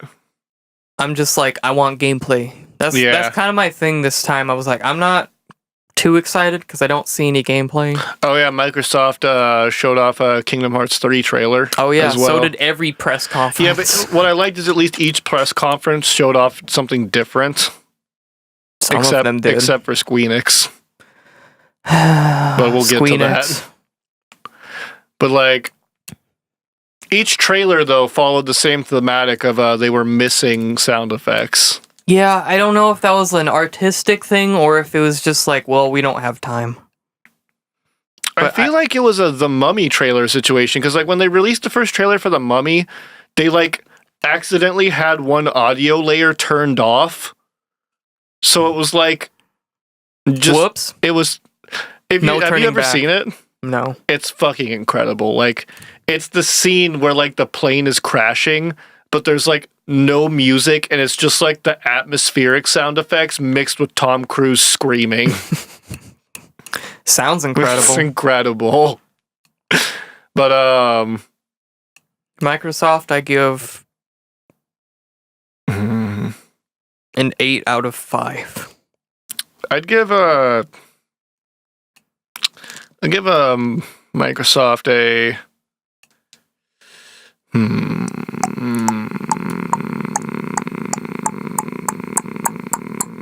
prequel to the Iron Giant that doesn't involve the Iron Giant out of 10.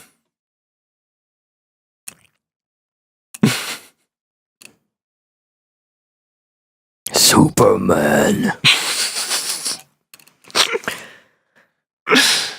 Oh, what is the next conference? The next one that happened that day is Bethesda. So, as we like to call it, B3. They were probably one of the better ones. Bethesda fucking killed it. Yeah. They started off with Rage 2, I think. I think that was the weakest thing of the whole conference was Rage 2. It doesn't necessarily look bad. Like, I would say Bethesda, apart from like mic issues, started the trend of the trend of this E3, which is uncomfortable music performances. Yeah. They had Andrew WK come out and play a song, and everyone in the audience was like, Rage-themed song. Everyone in the audience was just like,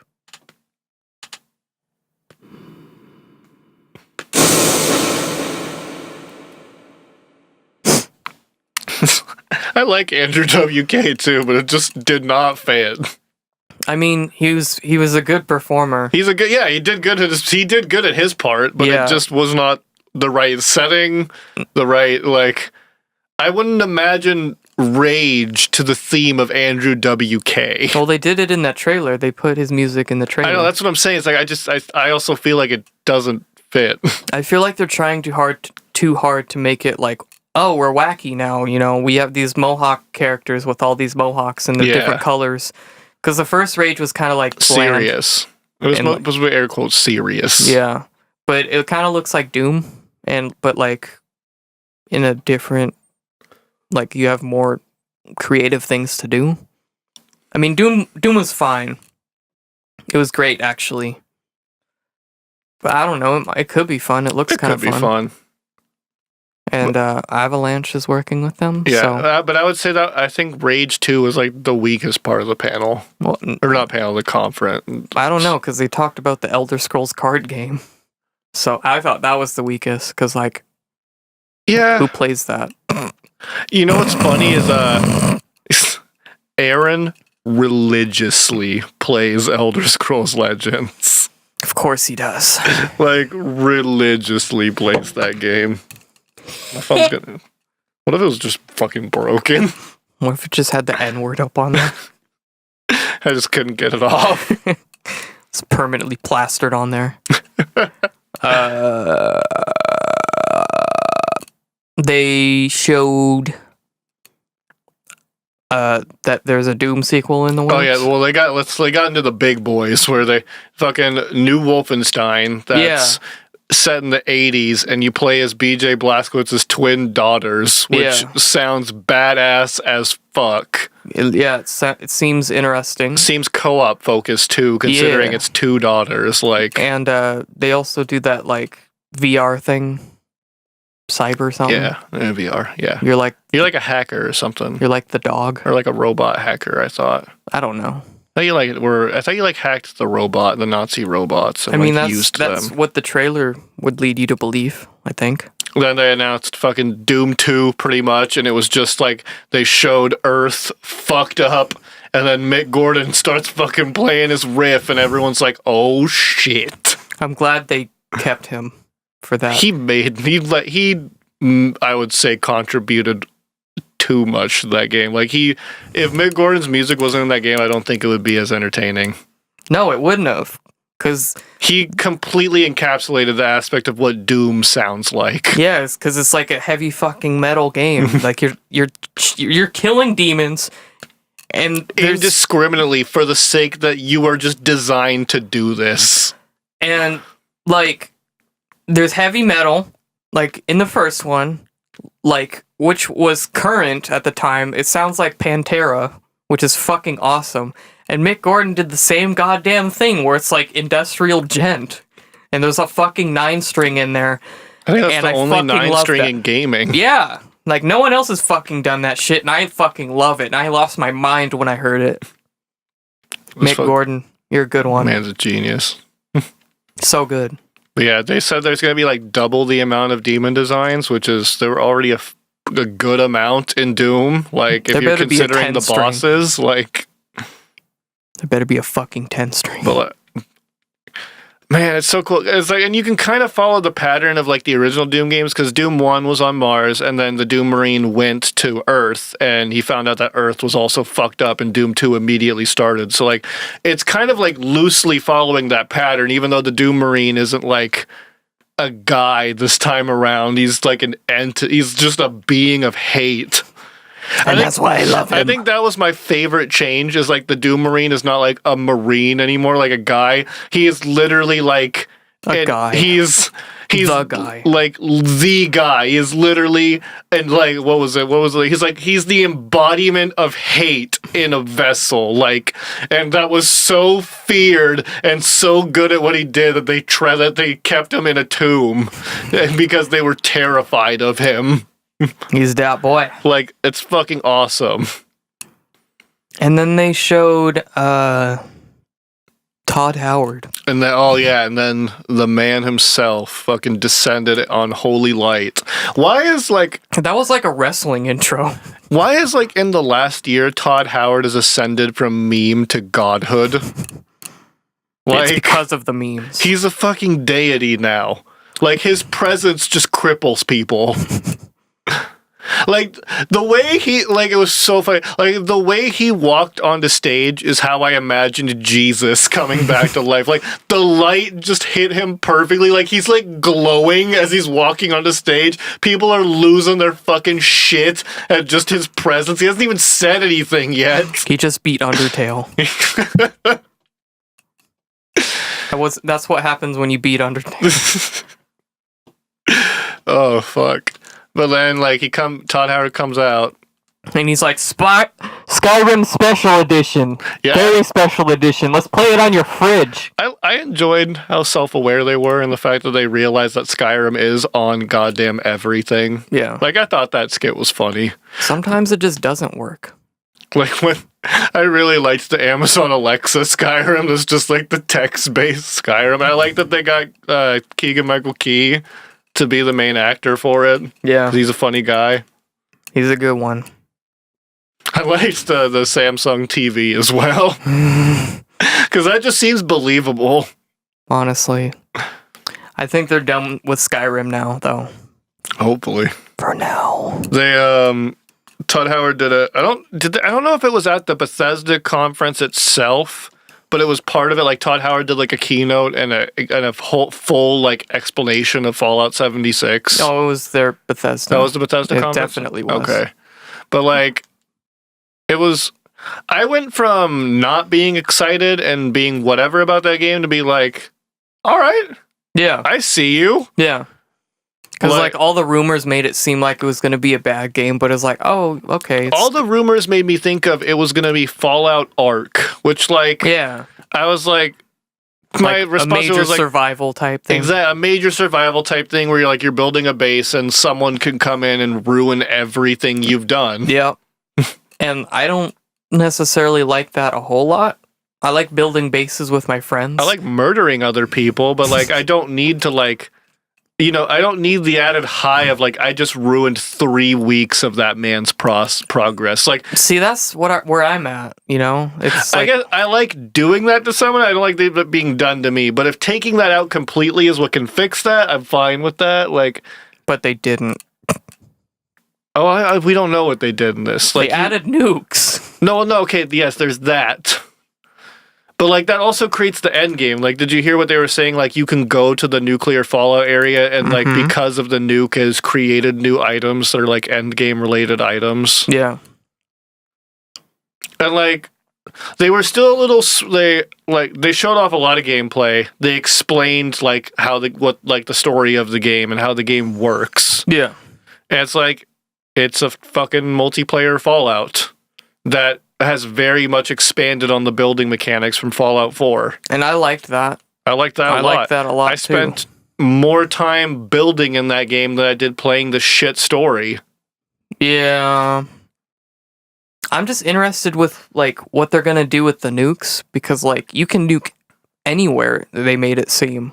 It looks like And, like, they're how is that going to affect the world? So, like, the way, from what I saw from the beginning is that, like, there's obviously a leveling system, and I'm going to say there must be perks or skills associated with your levels, because why would you be able to level up? Probably. And, like, the trailer they were showing where they were going to the nuclear launch site, they were around level 48 to level 50. So Yeah, we're already assuming, like, how long does it, like, and they were fighting a lot of them. So it's like, how long of gameplay time are we looking to where, like, a nuclear test site becomes a survivable thing for us? Like, And, like, how many nukes are there going to be on the map? Is there only going to be a couple or, like, 20? I mean, they said there was a few silos. And, like, also the thing they said is, like, this is where my question is, because, like, you have to kill the enemies around the nuclear silo to get the launch codes, and you assemble the codes together. But, like, the way they made it sound is that the codes are not, like, generated. They're like an instance code where it's like, let's say the code is A, B, C, D, and I kill a ghoul and it drops A.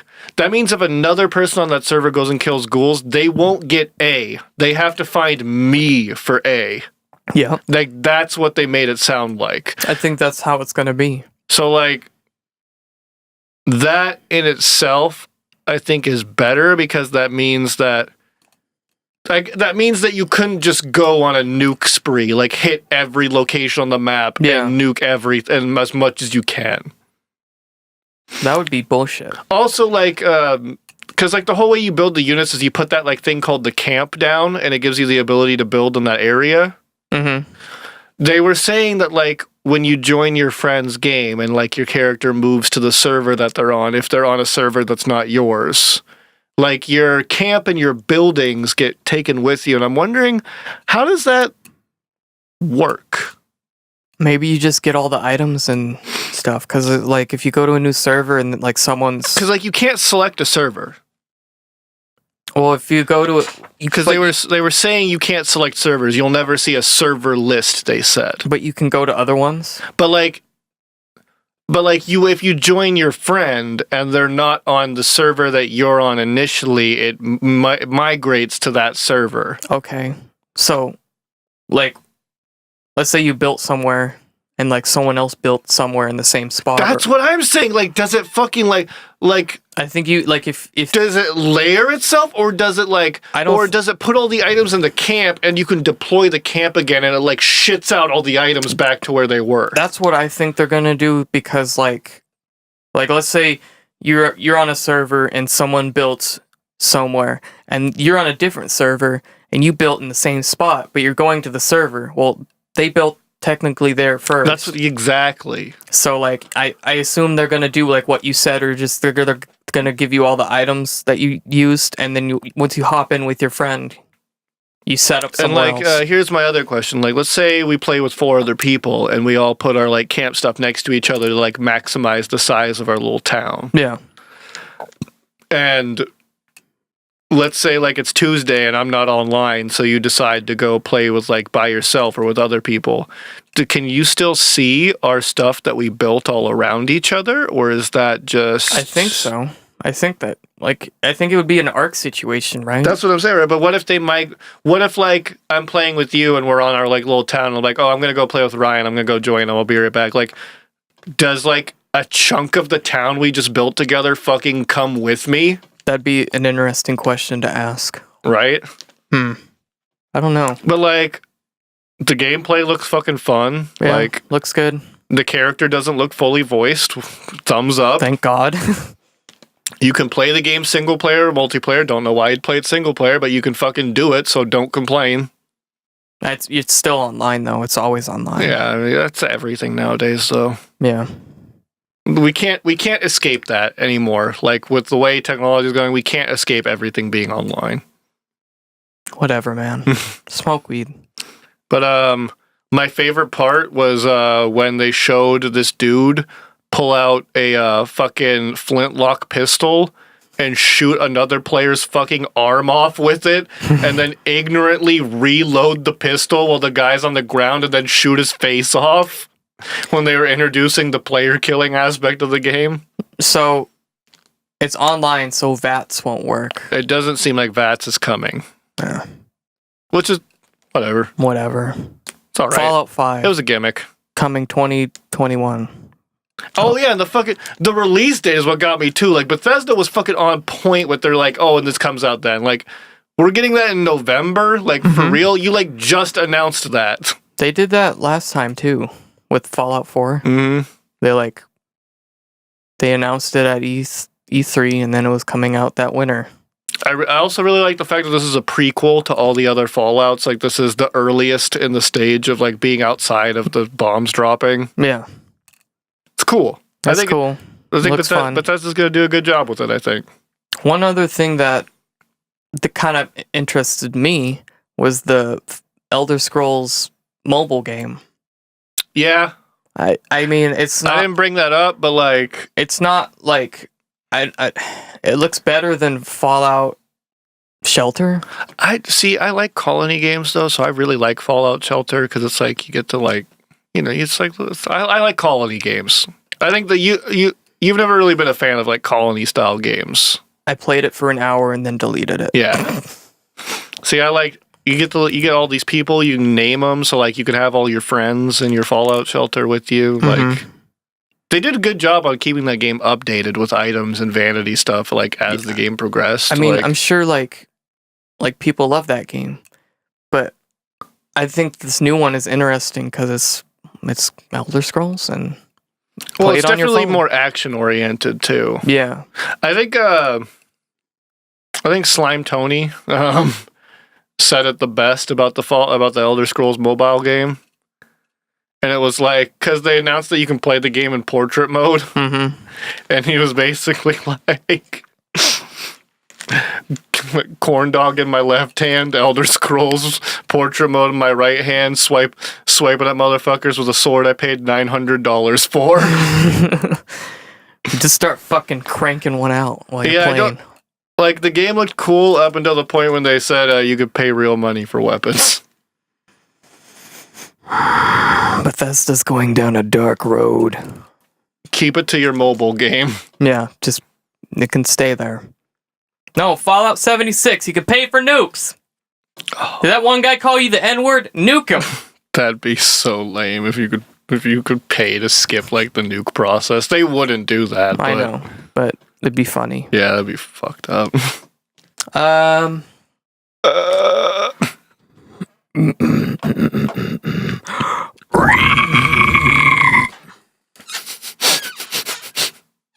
Hobo Johnson came out with a new song, I think. Yeah, does it suck?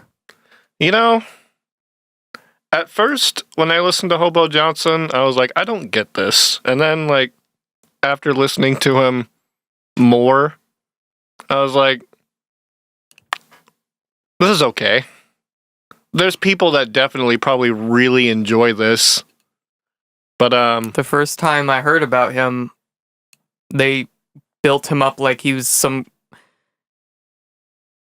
god among men. yeah, that's what I was like when I caught on the wave of Hobo Johnson. It was like to the point where people were just like worshiping this man, and I was like, if I went into it like, hey, check out this guy that I listened to. Yeah. Like if it was like that, I'd be like, okay, this is pretty good. Like this is different. All right. And then it like, But like it was like, check out this fucking phenomenon, and I was like, okay, now hang on.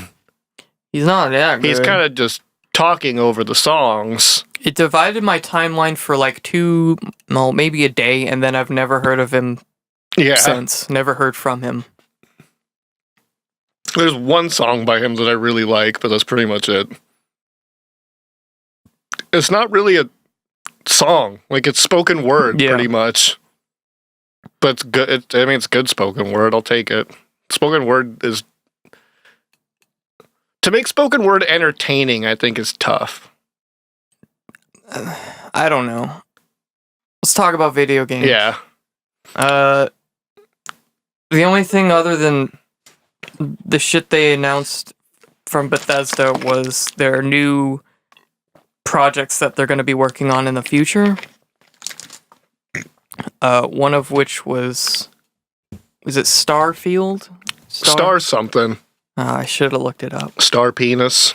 Star Neighbor.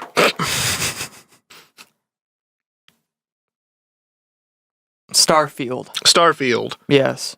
I'm hyped. I mean, they didn't show anything on it, but like... It seems like space, just from the teaser. Bethesda doing post-apocalyptic sci-fi was pretty good. I'd like to see them do like full-blown space sci-fi. Yeah. It'd be pretty cool. New IP, too, Yeah, it's a new IP. in like 20 years. Always excited for new IPs. Yeah, it's not... I think it'll be cool. Hopefully it's cool. Also, we got to see the rise of... Like, we touched on it, but we saw the rise of Todd Howard from meme status to god status. We all know what you're here for. Todd Howard! They were right. The second I saw Todd walk on stage, I was like, there's the man. There he is. There he is. And you know what? Todd Howard deserves to be at god status, I think. There's so many people that hate him. I think Todd Howard definitely has put in the dues to get to where he is. Like, Yeah. someone's gonna DM me and say, "Did you know that he was a?" Then I'm gonna be like, "God damn it!" We can't have anything good.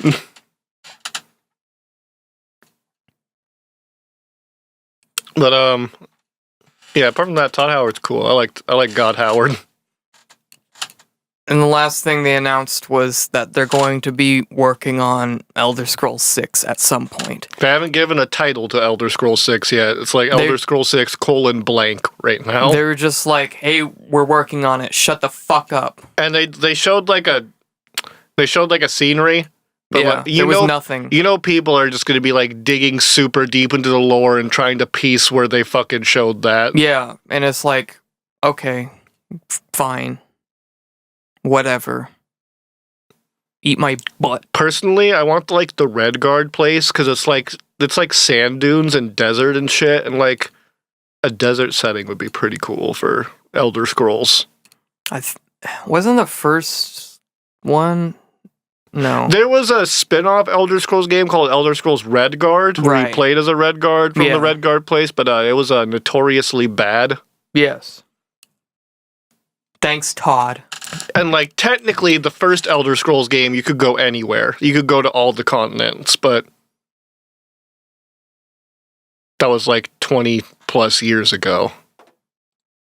If they could do like the whole Tamriel thing at one point and like make it as detailed as like Oblivion, Skyrim, Morrowind. See, I feel like they won't do a full Tamriel game because Elder Scrolls Online is a full Tamriel game. Yeah, but it's not the same. But it's not the same, exactly.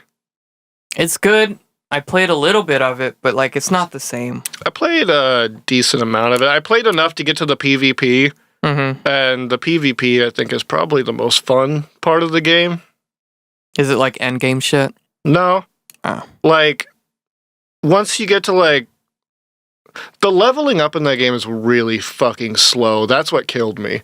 Is like in most MMOs, level 1 to 10 is like the first, like, 40 minutes of the game, maybe. Mm-hmm. Like, level 1 to 15 was like the first, like, 3 to 5 hours of the fucking game. Jesus. Like, and I don't know if they've fixed that since then or whatever, since last time I played it, but like, that's really what killed it for me is like, you just kind of feel stuck in these moving up zones, you know, like, where in like, let's say in like WoW, it's like you're in the starter area for maybe an hour getting quests and then you're moving on to the next area. It's like in this one, it's like, you're fucking there for a hot minute and it's like you start getting tired of the area.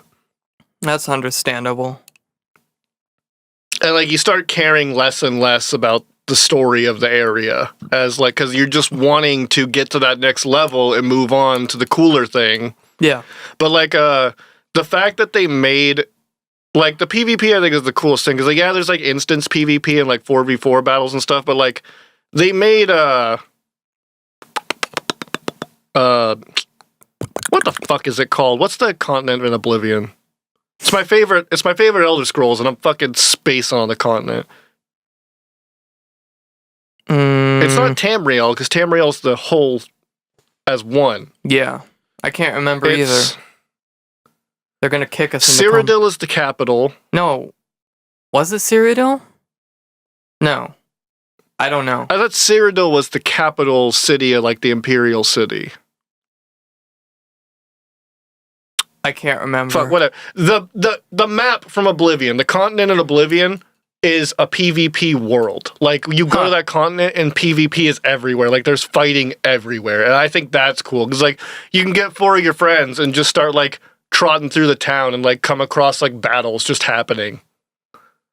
Or, like, you're running through the woods and then you see a group of, like, higher level people, like, chasing you down and it becomes, like, a chase, like, through the continent. Like, that's fun. That was fun.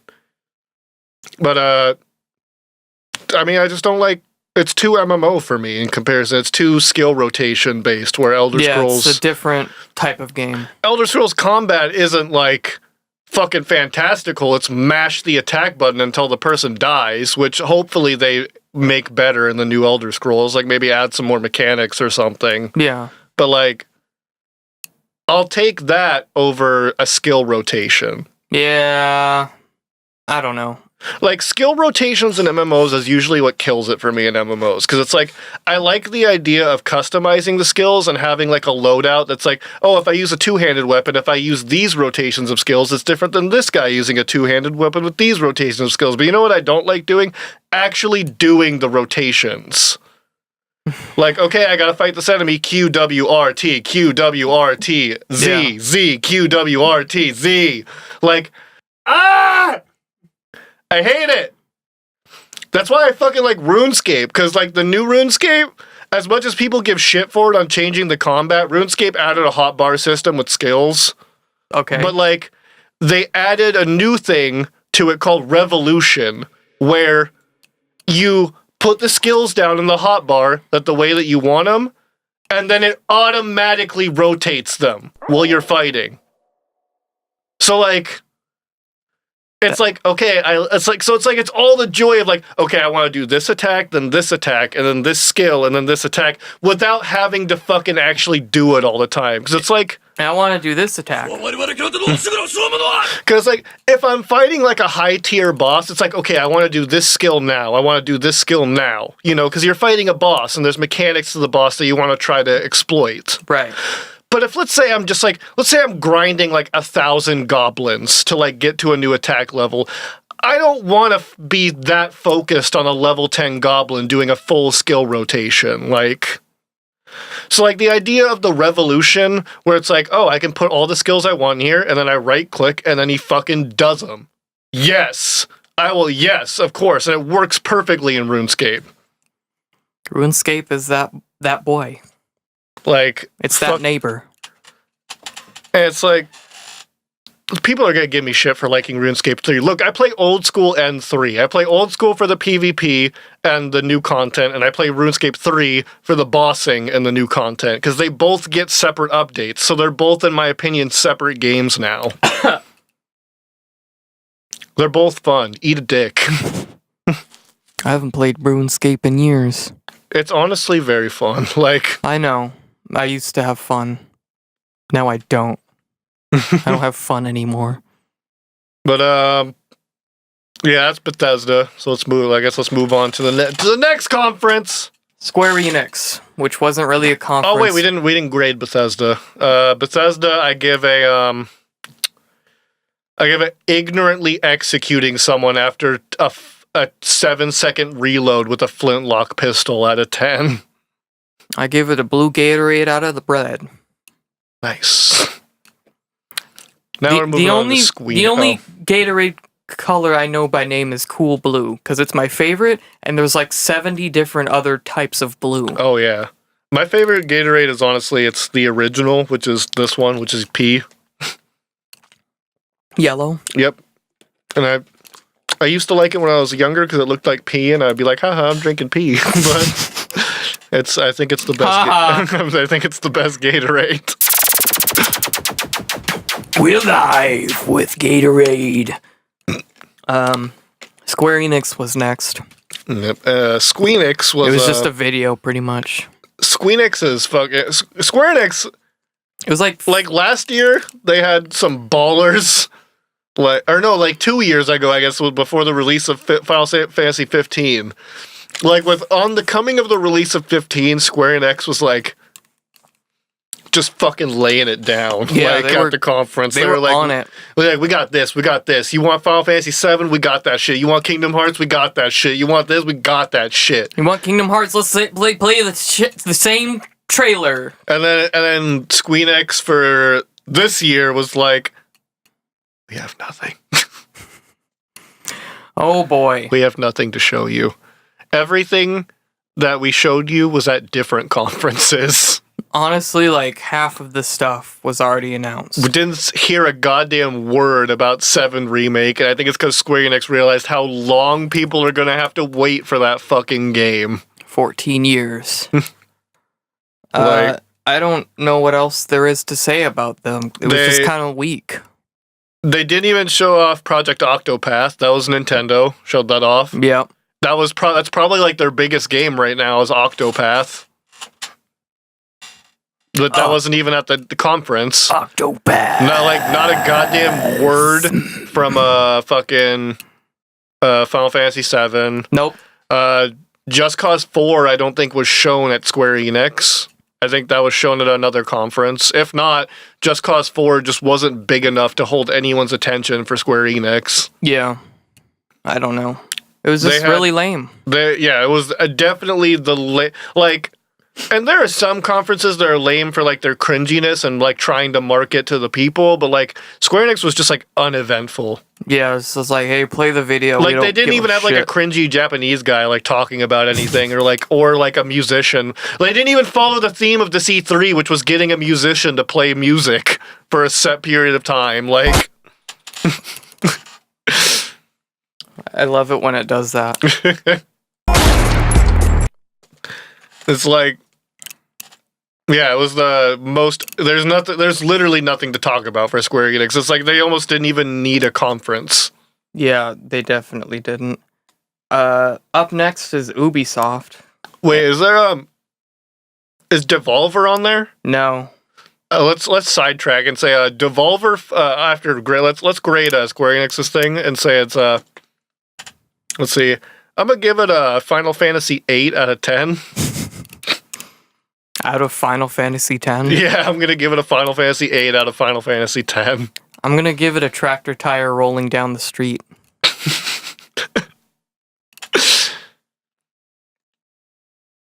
So Devolver was kind of the same thing. It was just like a video, but it was better executed. But like, Devolver is so fucking self-aware. Like, Devolver's the crazy. Like, every time Devolver releases their thing, like their spokeswoman, I fucking love. Yeah, she killed a man. She kills it. Literally, like, kills it every time. And then she got literally mowed down by a machine gun to end the fucking conference. There's like a storyline going on, like, within their conference. They made fun of microtransactions, made fun of loot boxes, made fun of the GIF debates. Like, they made fun of cryptocurrency. One of the things was like a cryptocurrency loot box. How much is it worth? We don't even know. That was, god damn it, they fucking they killed it. Like, Devolver is I fucking love Devolver as a publisher. Like, they're geniuses at picking like the next indie game fucking hit and publishing it. Like, they have so many goddamn fucking heavy hitters under their publishing title. Like, it's ridiculous. And yeah, their conference was just fucking, where every other conference is like, we know how to market to the audience, and they violently don't know how. Devolver's like, no, we know how to market to the audience. We know gamers. And it's calling you all idiots and murdering you. Honestly, that's how you do it. That's the secret. You see a gamer on the street, mark them. And there was like fake games too, I think. Yeah, I think they showed off fake game. Yeah. Yeah, so Devolver, I'll give it a fucking okay hand out of 10. I'll give it a half finished glass of orange juice. That's really good orange juice, and you're just saving it for With later. pulp? No. Do you like pulp in your orange juice? Fuck no. Really? You're in the same boat as Cam. Cam hates pulp. It's so, what the fuck? Why would they put that in the fucking... No. I love pulp. Get out of here. Fruit pulps. Leave. Pulpy. Give me that extra pulp orange juice, baby. Leave. Leave. It's still an orange. Fuck off. It's still part of the orange. That's what I Watch out! Oh, it's like a little... I feel like it's a little enhancer to the juice.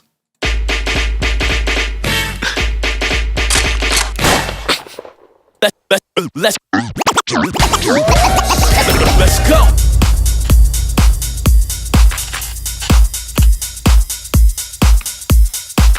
That's what I think of your fucking pulp. You pulp lover. I like pulp. I'm pulper. not ashamed to admit that I like pulp. You're a fucking pulper. Sorry, we like to use the term pulpa. I don't respect that. It's hard out here for a pulpa. It's hard out here for a shrimp. Okay, Ubisoft was next. Yeah. Ubisoft. I didn't watch Ubisoft's panel. I'm at a conference. I'm just gonna say that right now. I was working and I did not feel like watching the VOD for it because Ubisoft's got a bad track record with me. Yeah. It was basically just like Just Dance, and then there's a guy. He came out in a motorcycle. That was the best. Yeah, the best part of the panel is what I saw was the trials guy who ate shit on the fucking stage purposely. He just fell so violently into like a podium with the TV on it. And it was like obviously a breakaway podium, but like it was so great. Like the moment he came into contact with it, that fucking podium just like exploded. Like that was a good bit. They didn't bring back Aisha Tyler though. Yeah, that's my fucking goal. Bring her back. I like Aisha Tyler a lot. Cause like I feel like she's a good medium of like she's like right under the bar of cringy spokesperson. Like she manages to at least like be a spokesperson without being as cringy as some of the people they fucking hire to be spokespersons for the conference. Like the developers. Oh man. But I did watch the Division gameplay because it follows the Ubisoft trend of these awful fucking trailers that are fake gameplay, real gameplay. George, there's a guy on our flank. Don't forget to revive Melissa. In reality, it's like I'm a gamer. I don't take showers, and I hate minorities. I want to see one where it's like they're fighting the boss, and it's like, Ryan, get the fuck over here, and he's standing still, and Ryan, you can just hear him, I'm cooking pizza! I'll be right back! He poses it. You can just hear like a microwave like going in the background, like, I want to hear someone's mic too close to their face, and they're just like,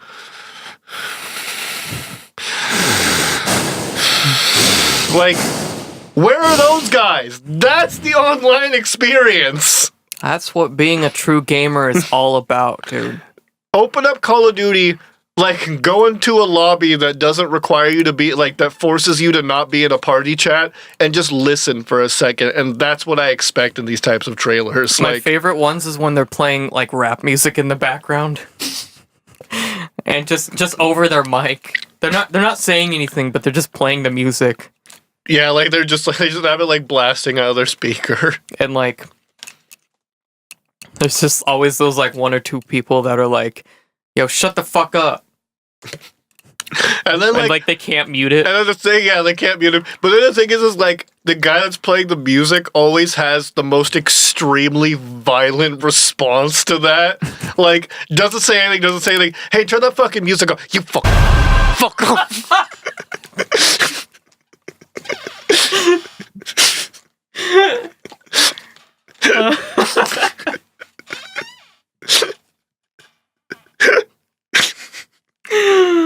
Oh, you know I'm right though. Yeah, you are. Woo! Yeah. Okay, so but someone pointed out something in the Division trailer that the trailer wasn't good, but it ruins the trailer because you realize it. It's like if you have a favorite movie theater and then someone notices that in your favorite movie theater in the top left-hand corner there's a stain that like slightly affects the movie, and the fact that they pointed that out to you ruins the theater for you because all you can focus on is that the fucking stain. It was like that. So anyone who's played The Division, apart from it being a hot garbage game, I bought that to play with you. We didn't play. No. I played it for 2 hours, and I was like, this fucking dog shit. I bought the $100 gold edition with the season pass and everything. Because the beta had me that hype for the game. And then I realized the beta was the game. Oh, if the whole game is like that, it'll be cool. Or if it's better than that, well, we got some news for you, Johnny. Remember what you played in the beta? It's the same fucking thing. That was the game.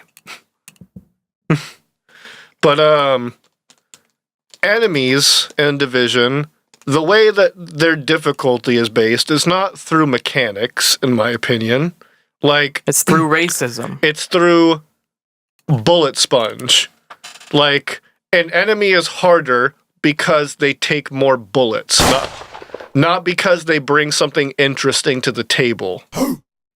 Like, It's not like a situation to where, like, let's say, I don't know, because it's like a modern type game. So let's say a boss is a guy with a retractable riot shield.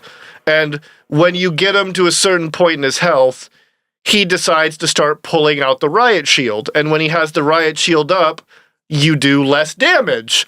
But, like, if you hit him with, like, an explosive or something, it'll maybe, like, I don't know, knock the shield out of his hand and he'll take more damage for that period of time. Like, that's a mechanic to a boss fight that makes the boss fight feel less of a bullet sponge. That doesn't happen in The Division. The Division is, we just have bigger health pools. So, like, it's not like in the trailers where it's showing the gameplay that's any different. So watch the trailer again and pay attention for this. Whenever they engage with an enemy, the cameraman will shoot at the enemy with the, like, basically the highest health for about 2 to 5 seconds. Will, like, lay in some damage, and then he'll take cover, and then he'll pan the camera. He will pan the camera away from the enemy so that the enemy and the enemy's health bar will not be seen on screen. And then when that happens, the 3 other fake friends that are playing the game fucking unload on that enemy, either through using some sort of God mode console commands or by just, like, all 3 diverting focus to the enemy that was involved in that fight. And then he'll pan back and the enemy is about to die. So it gives the illusion that they are, like, mowing through this area and that they're killing enemies easily, but in reality, that's not the fucking case. And it's like, just if you watch the trailer, you realize how many times they do it. Like, they do the engage the enemy, pan the camera away, and then all the other guys unloading the enemy, pan the camera back, enemy's dead. Like, it's baffling. Like, it's crazy. Ubisoft!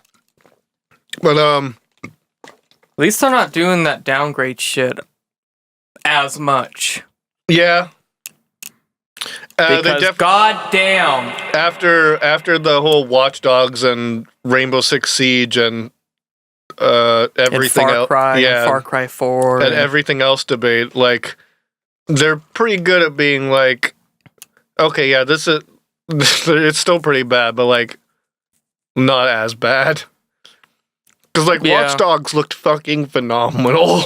Yeah, it was incredible. And then you play the game and it's like, watching that comparison video by Crobcat that, like, shows the fucking side-by-side comparisons of it is ridiculous. it's soul crushing, honestly. That should be considered false advertisement. Honestly, I'm surprised no one sued them. Like, that really should be considered false advertisement. Look how I'm geeking up. But yeah, Ubisoft, I'd honestly put it, they showed off more games, but I'd honestly put it maybe one step above Squeenix. Yeah. Because it's like EA has a bad rap. Oh yeah, so they showed Assassin's Creed. I completely forgot about Assassin's Creed. Oh yeah. Here's my takes on that. One, my first thing was like, okay, so you spent like a long ass time on Assassin's Creed Origins to change the game and everything, and you said that this is how you're going to be doing it, and then you did another yearly release. Yeah, I feel the same way. It looks like Assassin's Creed Origins, but just with Greeks. And I was like, I thought you said this was going to be different, like you were going to spend more development time, so you didn't have this whole yearly release thing, and then you did a yearly release. I think there's more than one studio that works on that. Possibly, but like, that's like to come up with all the art assets in like the world. Like, I don't know if that would take just like under a year. The fact that they had that new engine already completely worked with for Assassin's Creed Origins, that probably helped out a bit. Because like, oh yeah, definitely. The main part of probably developing Origins was developing that new engine. Mm-hmm. But, and it's like, I like the Egyptian theme. I really like fucking Greek anything. Like, Greek themed like shit is fucking awesome. So it's like automatically points for being in like the best time of Greek like history. Yeah. But and the fact that since the game is like semi-fantasy, like the Greek gods are probably actually going to have some sort of role in the game. That'd be sick. Cool. But like, I don't know. The fact that you can fuck anyone, that's the common Greek thing. That's what drew me in. You know, there are some people that are like, Greek history was not gay. And I'm like, it was the gayest every history. dude was fucking each other in Greek history. In Spartan culture, Spartan women, when they married a Spartan warrior, would shave had their head shaved so they would look more, so it would look more similar to a boy, because Spartan men were so like, it was so common for them to be having sex with their fellow soldiers and developing this like soldier bond that having sex with a woman was very different to them. So to like make it easier for them, women would commonly shave their head. I might have that kind of wrong.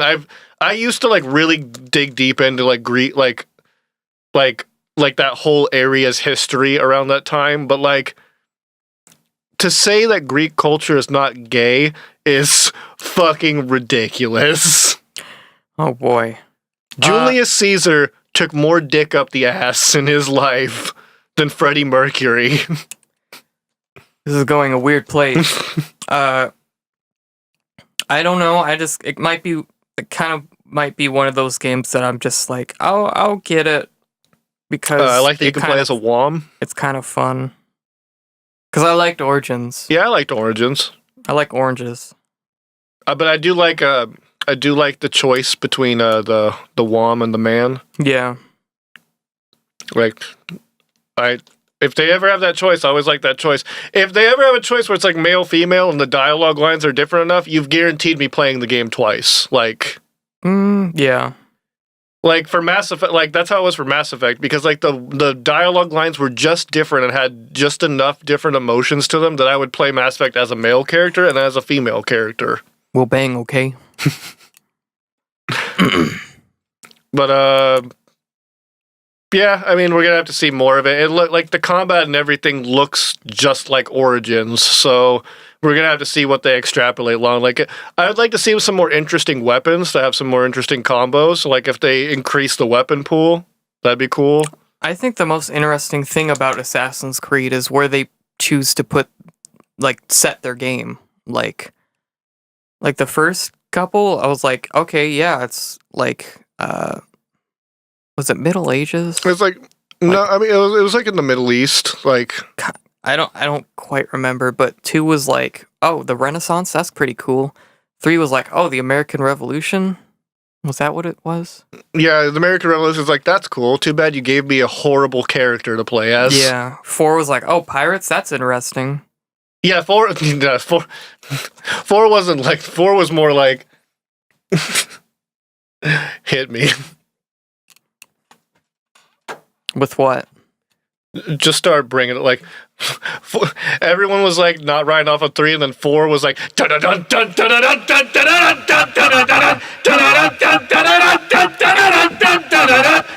motherfucking pirate and I'm doing pirate shit.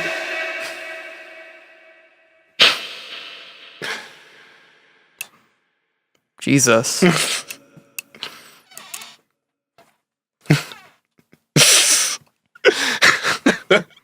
They also had DLC for Mario and Rabbids, whatever. Oh yeah, the show. Also, oh yeah, Miyamoto was like, "Sup, bitches," at the Ubisoft conference. Yeah, they pulled him from Nintendo. Cause there's like a. Hello, everyone. Ubisoft paid me way too much to be here. They're integrating Star Fox into one of their games. Yeah, actually, that game looked kind of cool. Because at first I was like, okay, what the fuck is this? This is another toy game?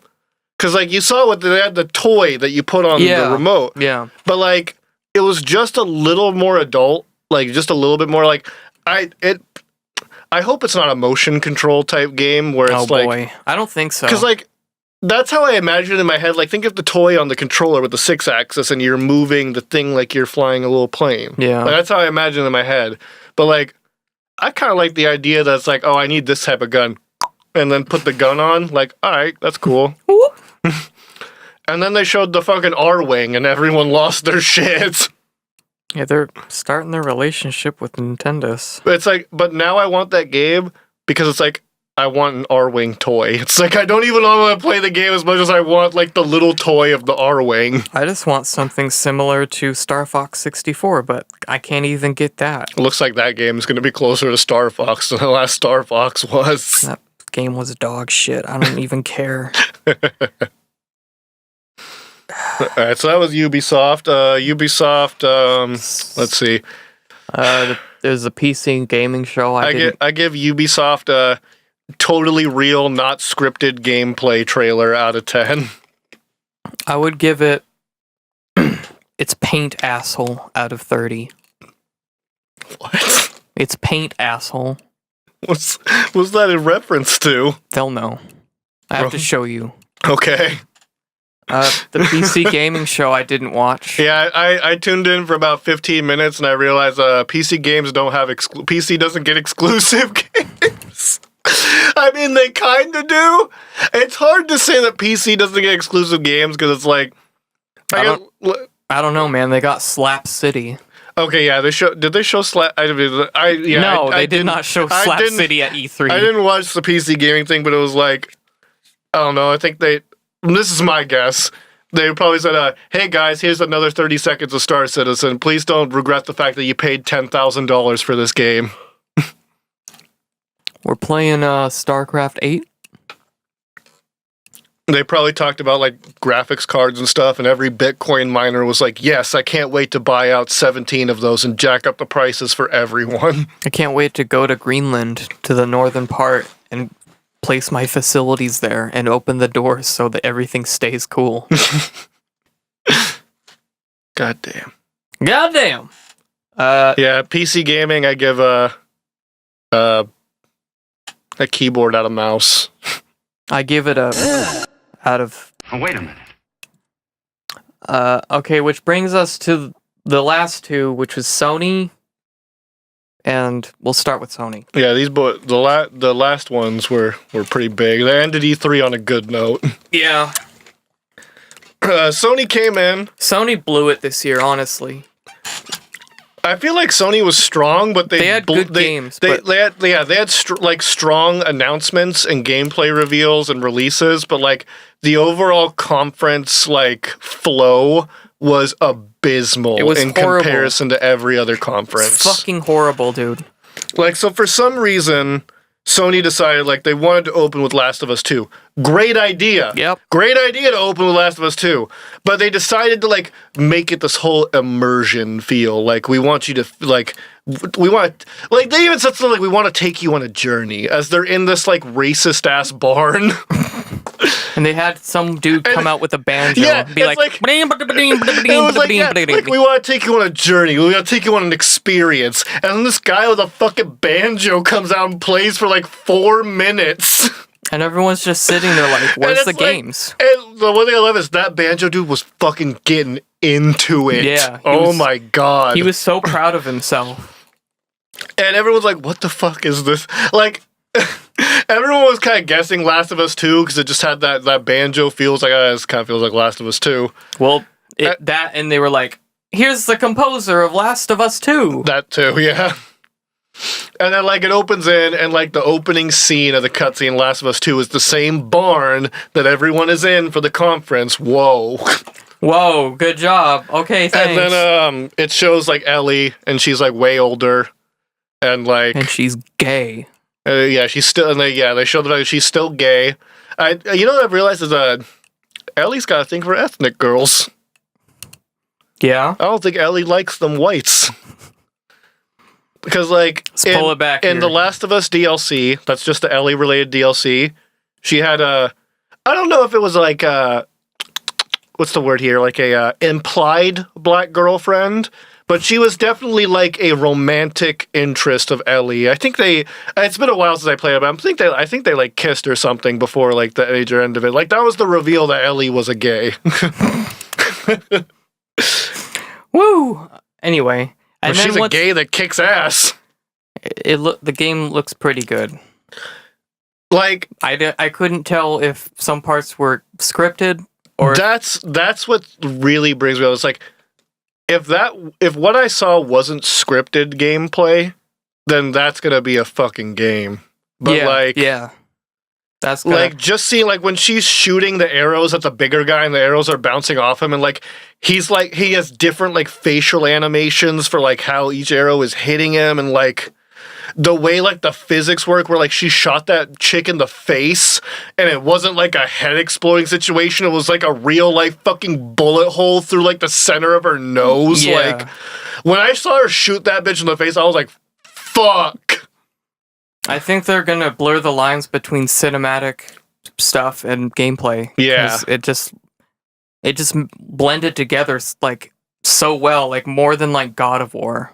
It was and God of War was fucking good at blending the cinematic and gameplay. Like, but this one, like, if Naughty Dog is like, because I have faith in Naughty Dog when they show off gameplay of their game. Like, they rarely ever like bait and switch like Ubisoft would. Mm-hmm. Like, so I have faith that what they showed us was like a pretty good representation of what the game is gonna be. But like. I don't know. We have to wait and see until that comes out. See, here's another thing. People are gonna not like this. I've never played The Last of Us. Neither have I. And it's like, I know it's a good game. Like, I know it's a good game. People love that game. People love that game. I know it's a good game. But like, I just haven't sat down and played it. Me neither. I never got around to it. Maybe we'll stream it. They have the Maybe we remastered won't. version on PS4. Oh. Suck these nuts. Yeah. So after they were done with that, Oh yeah, this is the worst. It's like you think the rest of the conference would be taking place in the barn, which No. would have been the smart move. No. They start shuffling everyone back into the fucking expo hall, which is like, when you think of it like that, why did they open with Last of Us? This would have been, they should have did it at the end. honestly, If they were gonna do this whole extra room and shit, like, and it's just like why don't you just let the few people that are in there stay in there, and then the rest of the people in the big ass expo hall, and you just stream it from the same place? yeah, it was like, but then it goes into this like really uncomfortable like 15-minute Intermission. plus like intermission where like we're just not getting any like just not okay, getting guys, anything. while Like, we're waiting for everyone to get to the expo hall, let's talk about what we just saw here. I'm going to remove all my pubes, one hair at a time. I've eaten sound before. It tastes like pussy. Anyone have any ketamine?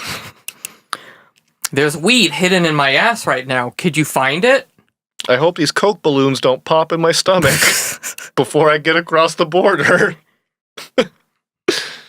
I smuggled in monkeys from Canada. They're all named Bobo. And then that's when the actual And then the actual conference started, yeah. And they and, started off with another musician Yeah. playing a flute, who was apparently a master at it. But So- it's like, okay, you just fucking did Like this. I said, the theme of this year was a musician playing something to transition to the next thing, and fucking Sony was the master of it. Because they didn't just do it with the banjo and the flute guy. Like, every transition between every game had, like, a dude playing These guitar. little animated guys like Or like playing a instruments. piano. That one was killing me. It's like because like the meme of like the instrument players was already ingrained by the time Sony had it, but I was like, they're not even getting real players to play the instruments. They just have this fucking talking banana playing the drums. And it's like, it was completely unnecessary. Like, they could have just, like, gone to the next game. Like, I don't know. But like, yeah, they had this dude play the flute for an uncomfortable amount of time, and we called him Mr. Appropriation because it was just this white dude in like full traditional outfit, like playing. But like, we did some research on him, and apparently he's one of the very few masters of that instrument. I guess if you want the very best, you have to pay the whites. I think it's funny to be like a certified master of something. You have a paper that says you are the master. Yeah, literally, like, I have a paper in my room that says, I am the master of this. That master holds such a heavyweight as a word. But like right after that, they showed off gameplay for Suichi, like Ghost of Suichi. Don't know the name that well, but holy shit, did that game look fucking impressive. Yeah, and it was by Sucker Punch. Like Ghost of Tsushima. Yeah, they opened the game with this like fucking wheat field. Yeah. And it is the most goddamn impressive wheat physics I've ever fucking seen. Yeah, and they showed like a lot of shit. They showed gameplay, they showed some cutscenes. Like they showed an amazing set piece. Like it looks like, I don't know if I'm right here, but I think it's like China during the Mongol invasion. China or Japan, I don't know. Yeah, it involves the Mongols, but like they showed off the combat, and it looks like the combat is very like fucking fast, like point to point combat. It's like if you cut someone with your sword, you fucking cut them with your sword. You like, die. Like they show like 3 dudes on one, and one dude comes at me, he just fucking does a draw attack and like hits him, and the dude is just fucking dead. Like, yep. And it's like it goes on later to where they're at this like temple, and this like one bitch joins them. It's like his friend. But she has an ulterior motive, and they start fighting each other. And the set piece where they're fighting each other, it's like there's like a fire in the background with a Mongol invasion time. It's got this like red smoky feeling, and there's just like this beautiful giant like red fucking tree that's like just shitting leaves all over the fucking area while they're fighting. It's fucking amazing. Shitting leaves. It's beautiful. Like was legit beautiful. Forgot I turned that off. I got a condo in Manhattan. But yeah, that was cool. I like that. I like that game a lot. I'm interested to see more in that. Yep. The smaller announcement, they announced Neo 2. Yeah, you know what? That game deserved a sequel. I thought that game was good enough to get a sequel. I played it a little bit. It was good. Team Ninja did something right with that game. Instead of titties. I mean, there were titties in that game, but like, not like a Team Ninja titties. Yeah, not a regular titty. Yeah. Just a little bit. I don't know if this didn't get announced at Sony, but Dead or Alive 6 got announced, which... I completely missed that. Yeah, I think they announced it right before E3. And fucking, I really like the Dead or Alive series, so the fact that we're getting a new Dead or Alive, fucking thumbs up. Love Dead or Alive. I'm a huge fan. And then, the heavy hitter, one of them. Yeah, Sony had some heavy hitters. Death Stranding. Yeah. AKA Kojima says the N-word in a video game. Everyone did not think Death Stranding was going to be shown this E3. Like, except for the announcement where they said all of the games that they were going to show. Well, before that, everyone was like pretty adamant that Death Stranding just wasn't going to be shown, or we were going to get another trailer, not what we got. Which was hardly gameplay, but it was like they showed gameplay. It was basically like 8 to 9 minutes, but like it was enough to get you an idea of like where this game is going. It's like Kojima isn't ready to show. Kojima's a fucking psychopath. Honestly, dude, like I'm like, I want to know how much money they're spending on this game, because they have incredible fucking actors doing everything. And it's like the game's probably going to be good. Hopefully. Once again, I have faith in Kojima has never made a bad game. Yeah, I don't think the person who created Metal Gear would not put gameplay in his game.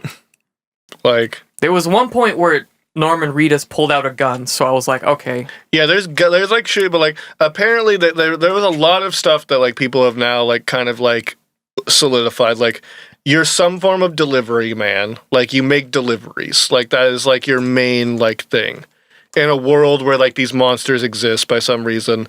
The reason there's no infrastructure is because when it rains, it does something called timefall, where whatever the rain touches accelerates the age of the thing that it's hitting. So that's why there's no infrastructure, because if they built a building and it rained, it would just make it start decaying, like thousands of years went through that structure. Yeah. And then like apparently they explained the babies. Well, they didn't really explain it, but people have a pretty good idea. And it makes sense. So, like, what the assumption is that... Also, I like how they started off with a baby ass. Yeah, they opened with a baby's ass. And, like, the second I saw that, I knew that, like... I feel like Kojima, like, wrote in big red letters that that's how the trailer needed to start. Baby ass! He should bring David Hayter back. Yeah. For something. Don't worry, they brought him back. Just not for anything Kojima related. Yeah. We'll get to that. Yeah. Don't worry.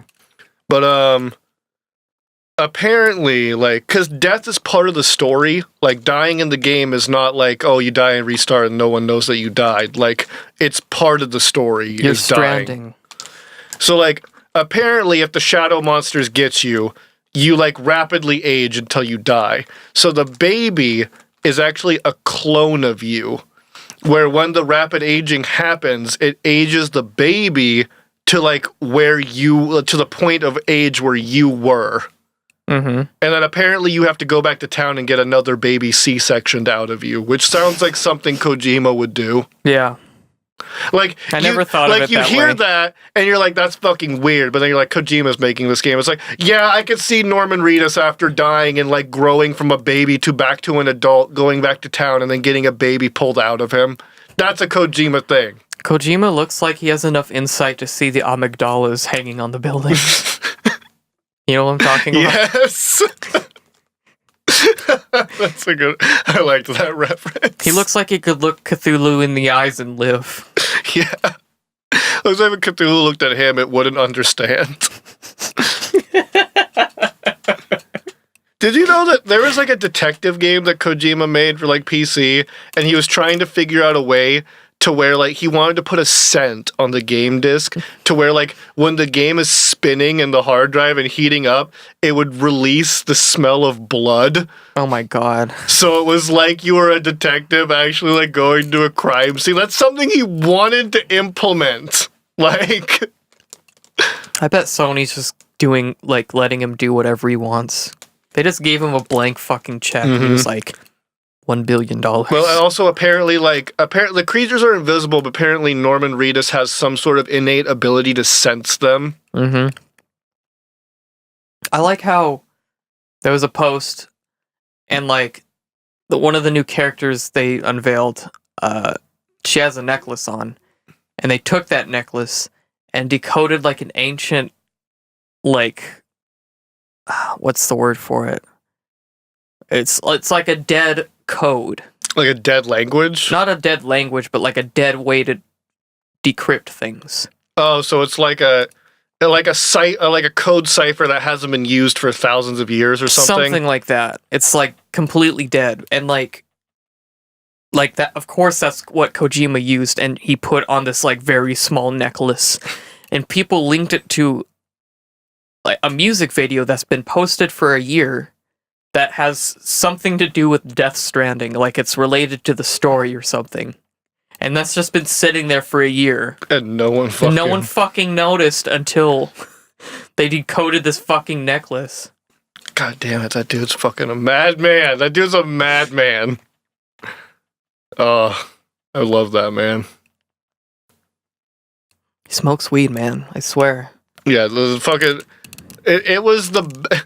I could say I was never more hype of watching 8 minutes of walking with progressively bigger backpacks. One of them was a body. I really liked the progression of backpacks in that. It was like Norman Reedus walking with a regular backpack, and then someone who's not Norman Reedus walking with a much bigger backpack, and then someone it was Norman. Well, it was also Norman Reedus? He just had his hair back. Oh. Yeah.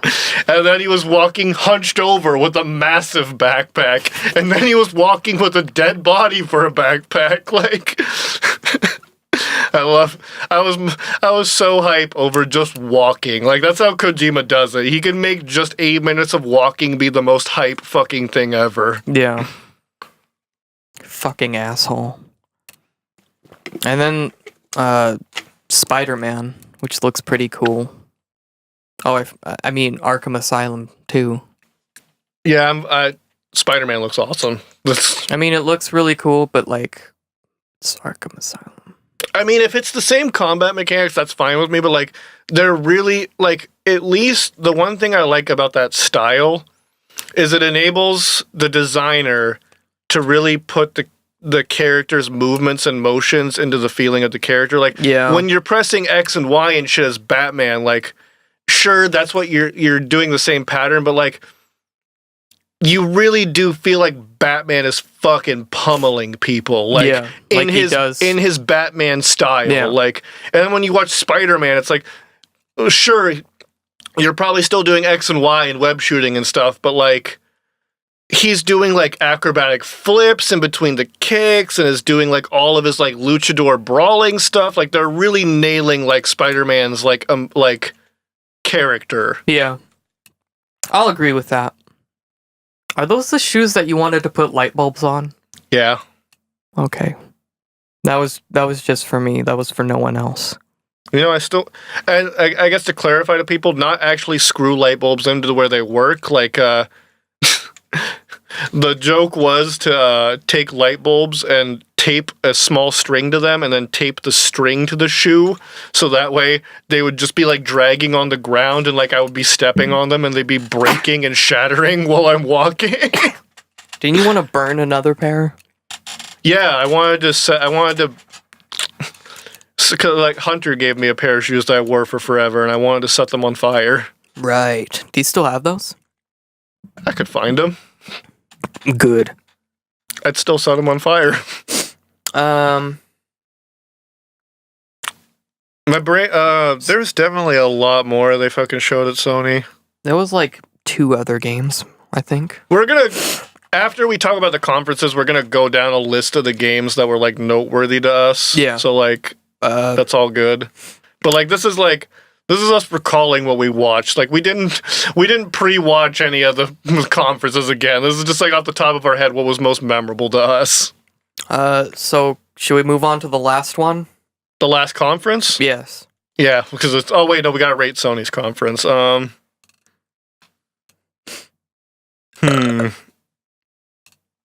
give it when you make toast but you forget about it and it pops up and it scares you. That's a good one. I think I would give it a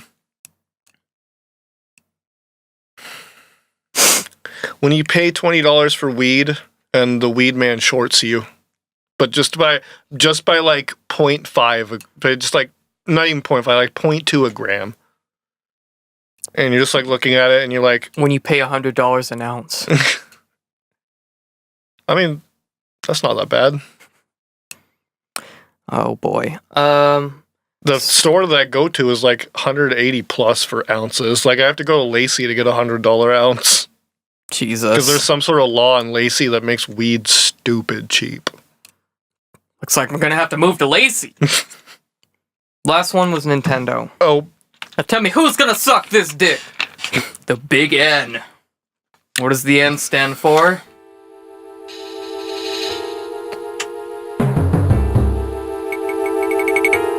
So, Nintendo opened up with their Nintendo Direct. They're a big fuck you to E3. Like, fuck you, we're not coming to E3. Also, here's video games. Here's video games. And like they gave us a few games, but they were like rushed through it. They're like, here's a game. Yeah, they like the first 20 minutes is like game. Like it was like 10 seconds of Octopath, 10 seconds of the new Fire Emblem, 10 seconds of like the fucking this, and it's like Nintendo knew exactly what this Direct was for. Yeah. Like, and they got to the point. Pretty much it was like, all right, here's what we want to talk about. Even though we announced that Yoshi game and didn't talk about it, and like 3 other games that like people were excited for, but we all know why you're fucking here. And then he came. And then it was him. And then they flash cut to the goddamn man himself. He's like, they're holding my wife and children captive, so I can make this game for you. Let's take a look. This one really seemed like when it cut to Sakurai, it pretty much like, just like after everything I've seen so far, I feel like it was kind of Sakurai saying like, hello America, Nintendo is holding me at gunpoint if I don't make this game. Like, Nintendo has told me hey, Brawl was good, 4 was good, Melee's been being played for 16 years. Give me another one of those. The sentence, Brawl was good, makes me laugh.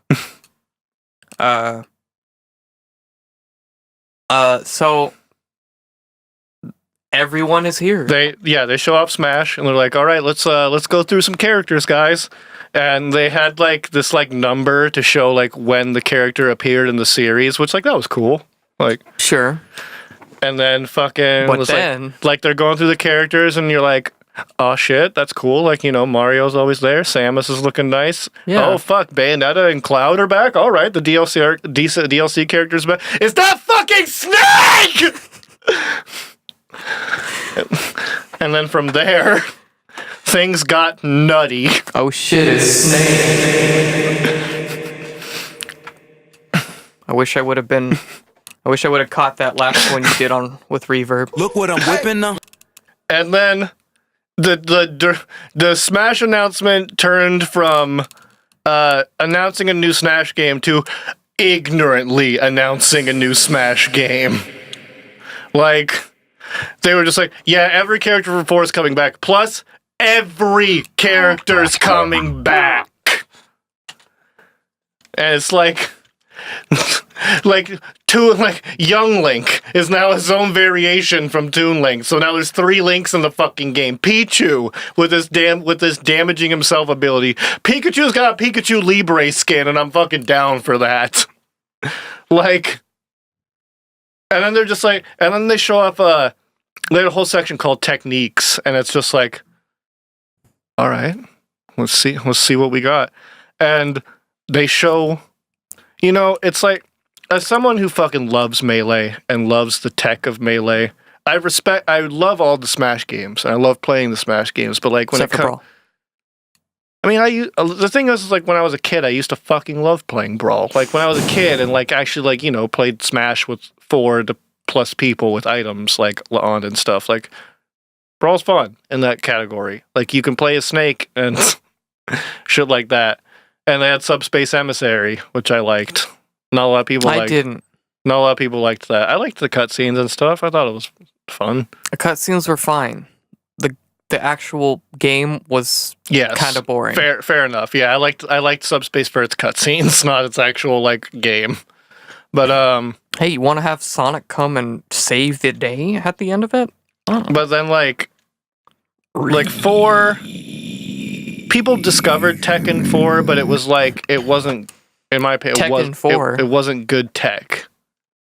Tekken 4. Tekken 4. Yeah. Coming to Switch. Like, see, the thing that I liked about Melee's tech is that it ranged from bread and butter tech, like tech that you do all the time, to advanced tech that you experiment with. Like, yes. Like, you learn how to L cancel and wave dash, and like those are your bread and butters. But it's like from wave dancing, like like branches out to like perfect wave dashing, wave landing, ledge canceling, like moonwalking, like all of these different like advanced techs that all you the could cool start. Shit. And it's like, and 4 did away with all of it pretty much, and like they had their own version of tech, but it's like. The thing is like the thing that I liked about Melee tech is that like I said, it had those beginner things. It's like you could like spend a day and be good at like learn how to wave dash by the end of the day. Like yeah. And then from there you could branch it out and do much harder frame perfect versions of those techs. But like in Smash 4, almost all the tech was frame perfect. It's like that bread and butter tech that you need to be doing for your spacing is something that you have to time perfectly all the time, every time. Like, and it just wasn't as fast. Yeah, it just wasn't as fast. So it like wasn't as fun to watch. It was still fun to watch. It just wasn't as fun. Yes. And it's like, and the main thing that kept me going was like the look of it, because I thought it had a really nice look. Yes. And the characters, because it's like, what other fucking game am I gonna have Cloud fight Mega Man? Like, what other game is there? There isn't one game. There is no like. You will never see any other game company or developer be able to work that around, like make that happen ever. Yeah. And it's like, And there's all, and they're like, with this like with this new Smash Ultimate like release, like there was all these rumors and leaks and stuff to like this is going to be meant to be a more competitive version of 4. Like this is like 4's Project M. Yeah, Like, I can understand. Yeah. Not to the same degree where like we reintroduced wave dashing and tech back into Brawl with Project M, but like they're trying to get it to like, you can do technical things. Like they brought back the directional air dodge. By the way, Ganondorf looks fucking dope. Ganondorf. The fact that Sakurai was pretty much just like, look, I'm picking the designs of the characters that I liked, and you're not, and you don't have a say in it. Well, just never mind his looks. Just like his like fighting. Have you looks fucking amazing. I watched a lot of Treehouse footage of the game, and someone was playing Ganondorf, and Ganondorf is fucking fast. Yeah. Like his up tilt is way faster. I was watching his short hop neutral air is equivalent to Captain Falcon's melee short hop neutral air, L cancel short hop neutral air. Like, yeah, it's on par with the same speed of the landing, the jump, and the actual attack coming out. It was on par with the same speed. It's incredible. Like holy shit. And he also has his sword, finally. Yeah.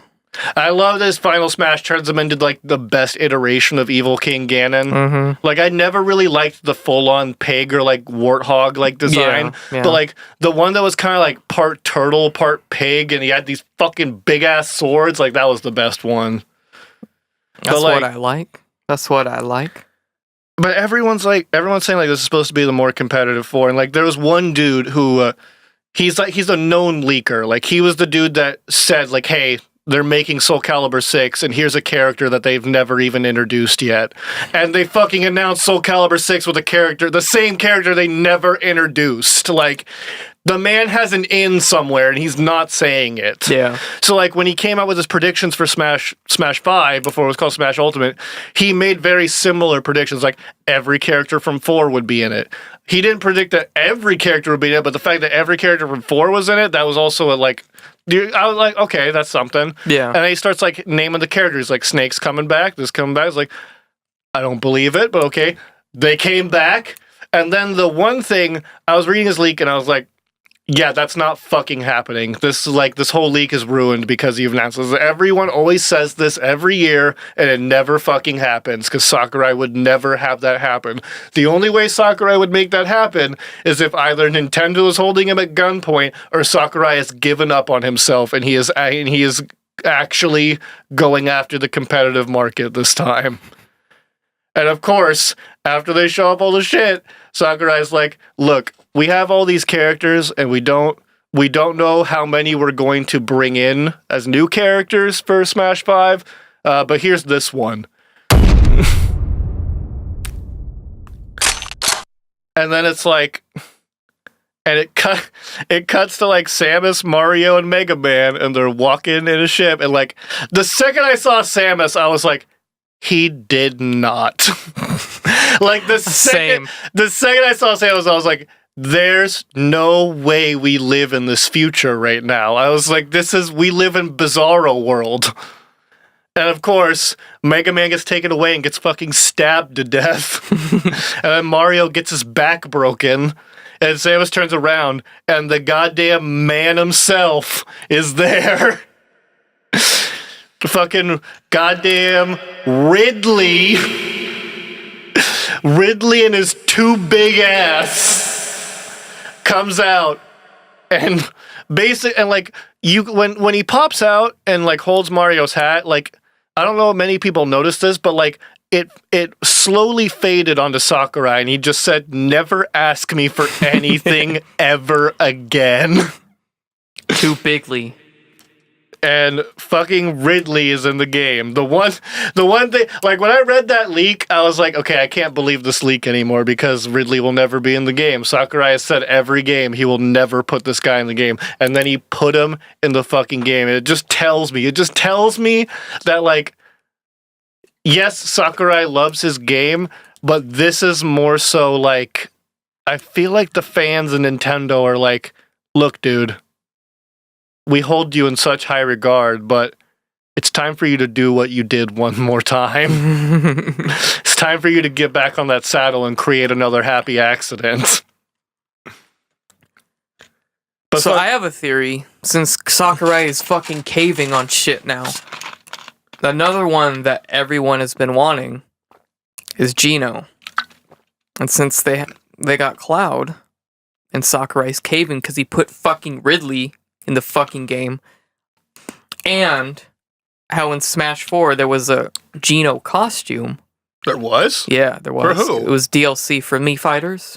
There was. Oh, there was. Yeah. I think they might have a chance to put him in. And this is my form of, I'm calling it, Gino is probably going to be in this. If I'm wrong, well, I've been wrong before. I have my own call, and I'm basing it off of the leak after he said that Ridley was coming. I had to believe that some of the other characters he was talking about have a potential, but like, there's one that sits with me so well, and I just think about it, and it's like, that guy is perfect. He literally fits the mold. And it's another Capcom character, and it's Simon goddamn Belmont from Castlevania. Yeah, that was another one. And like, I never really like thought about like Simon Belmont being character. It was like after like the whole Mega Man and Ryu thing, like he's totally viable. He is. And Simon Belmont with his fucking whip is like, would be such a good addition. Like, they could do so much with him. Like, God, he'd be so good.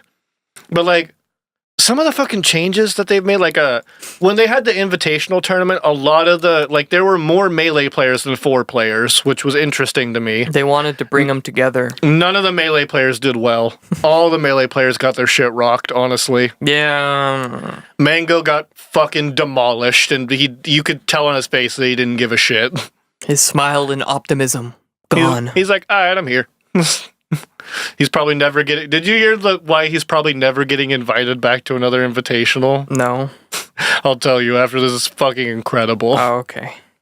Well, it'll still be on the podcast. But I'll tell you after what I'm talking about. But like, so like when you watch the Invitational, everyone was kind of falling on 4 mechanics because like all the 4 players, they instantly felt like this was 4 again because like it looks very similar to 4. It has all the same 4 characters, so like movesets are pretty similar. But like, so none of them tried out anything new to see if there was anything new to the game. Like, one of the major things is that you can smash attack to cancel your dash now. Like, they showed that in the techniques. So like, if you're dashing, you don't have to do dash attack anymore. You can smash attack and stop dead on a dime and go into attack, which is big. Yeah. But like, of all the people to start figuring out tech while at the event, the one person who wasn't playing in the Invitational figured out the most tech, and it was fucking Leffen. Huh.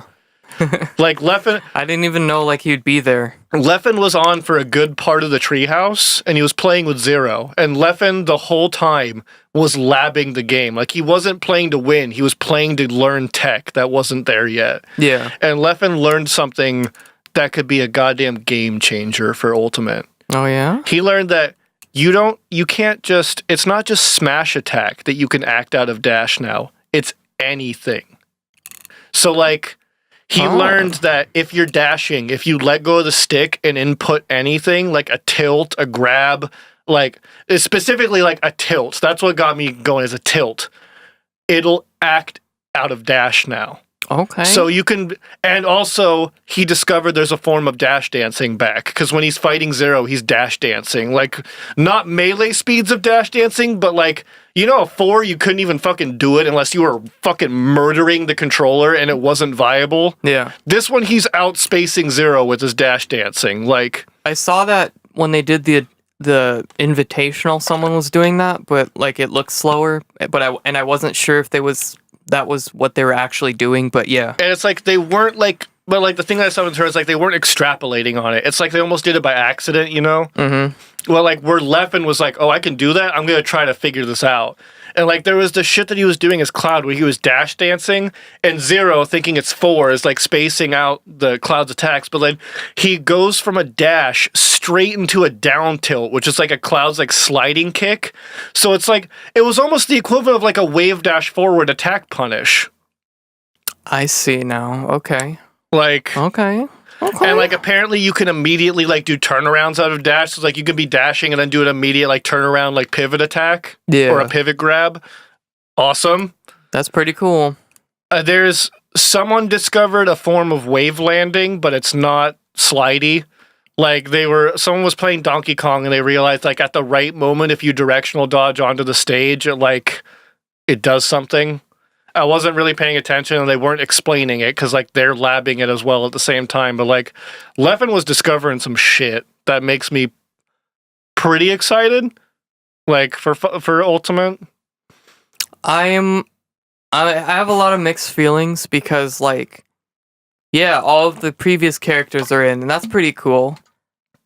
But like, what gets me hype about Smash is like all the new shit. And it sounds like they're not doing that as much. I mean, Ridley is amazing. Inkling is amazing. I feel like we're gonna get more. Daisy is an Echo character, which is what they're calling the clones. I don't mind that at all. Like I don't either. I'm interested to see how she actually plays, but like, those are the only 3 new characters. What I saw initially was that when Daisy does her like parasol, it has a much harder knockback effect than Peach's. Because, like, it showed this part where Daisy did an up throw and then did up B, like parasol, and it looked like it killed off the top. Interesting. But still, it's like... Also, I know it's early too, but I still am like, there's a sinking feeling in my heart knowing that there might not be as many new things. I think we're going to get more new characters than we think. I hope so. Especially with DLC. I'm going to say... Yeah, I forgot about that. I'm going to say... But they straight up said, they're like, because there's so many fucking characters in here anyway, there might not be... Or we hope you don't expect too much more. I agree with that, but like when I think about it, like think of how 4 did their characters, where it seemed like every other week they had a character announcement trailer. Yeah. We definitely won't be seeing that. That's what I want, though. I still think we're going to be seeing, like, I'm going to say 4 to 5 new characters. I want more. I want like 10. But that's not including DLC. I think 4 to 5 characters pre-launch. Yeah. And then DLC characters as well. I think they might go to 70 and then add on from there, maybe. Like, I definitely... Because, like... I definitely see that. I'm bummed, though, because, like, when they showed the assist trophies, like... There he was. There were 2 people. There were 2 that were in there. Yeah. I think I know which ones you're talking about. Yeah. Everyone's here, all right. And then fucking Waluigi says, "What about me?" And Sakurai says, "Not you. Never you." That was like the one veto he got. And then goddamn... and then Sega squeezes out of nowhere, pulls their ass apart, shits out Bomberman, and says, "Please make him a character, use him, please." And Sakurai says, "Oh, I see you. Don't worry, I'll take good care of him." And makes fucking God damn it, Bomberman would have been such a good character. Bomberman would have been so good. I was very disappointed to see him as a and Knuckles. Yeah, I'm not as hype as Knuckles, but like I like Knuckles, but like I could see that one. Knuckles as an assist trophy, I'm more like, okay. But like, fuck, god damn it, everyone was hype about Bomberman, and Bomberman would have had such a cool moveset with like having different bombs and stuff. But, all right, they could have gone with like Bomberman the Second Attack, where he had like elemental bombs. They could have even gone with Bomberman Act 0. Alternate skin. And I still would have been like, all right. But like, yeah, he's the fucking assist trophy, and the best Mario family member still is not in it.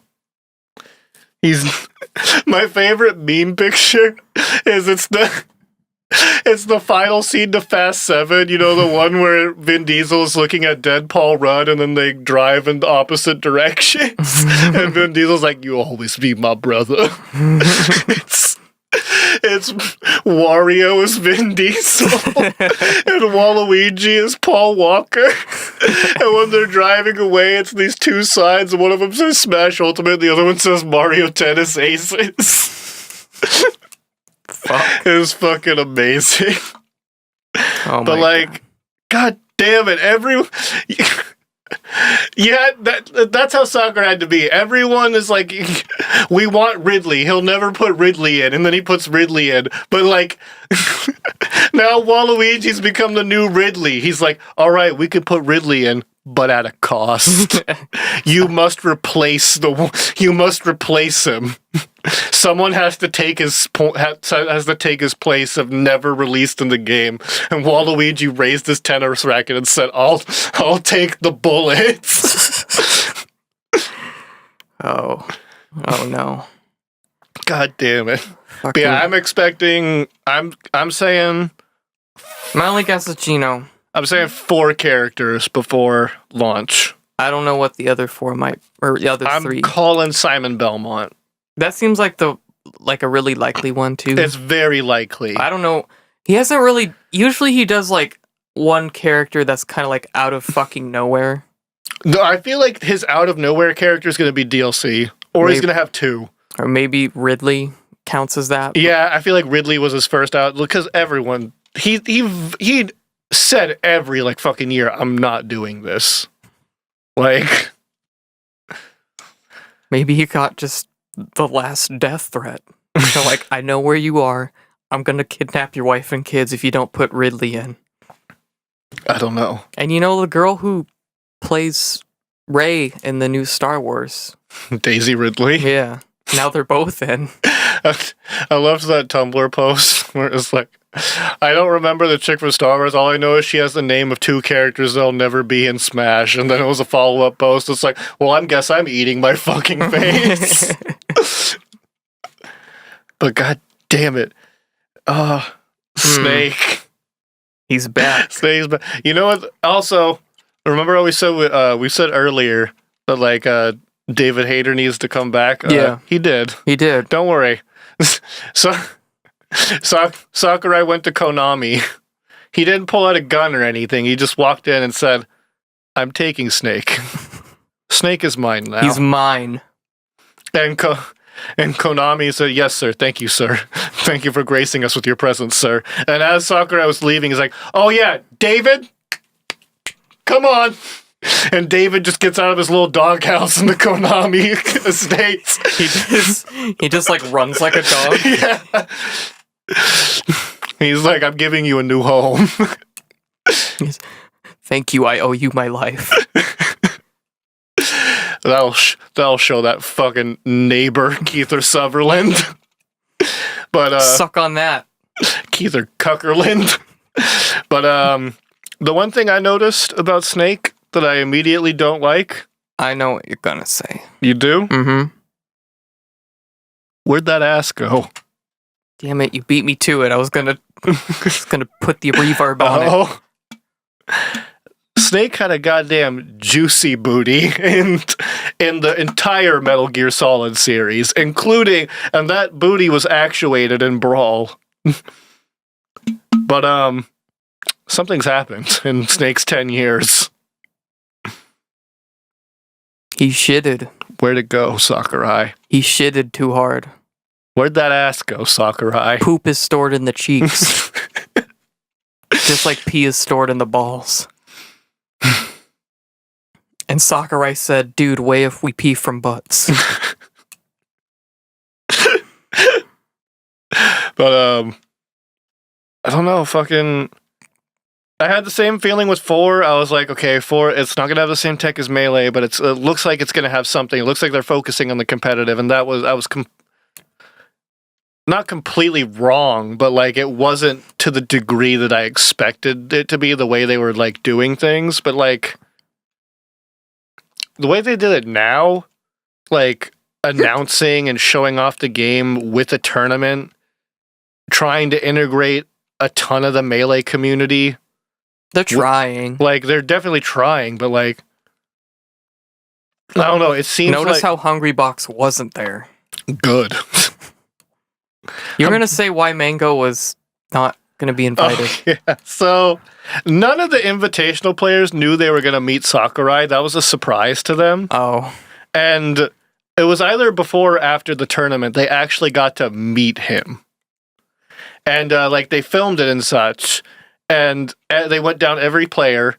And all the players were like, you know, thank you for creating this game that gave me the opportunity to like grow my career, and my love for the game is like tied to all of your design and stuff. That was like the same for every player, like Melee and like Brawl and 4 players. And then they get to fucking Mango. And Mango's just sitting there with this shit-eating grin. He just goes right to Sakurai. He just goes, Melee is sick. oh my god. And so they refilm. Like, apparently Zero and Armada start laughing their asses off. And so they refilm the whole, like, people telling the things. And then they get to Mango again. And he goes, Melee is sick.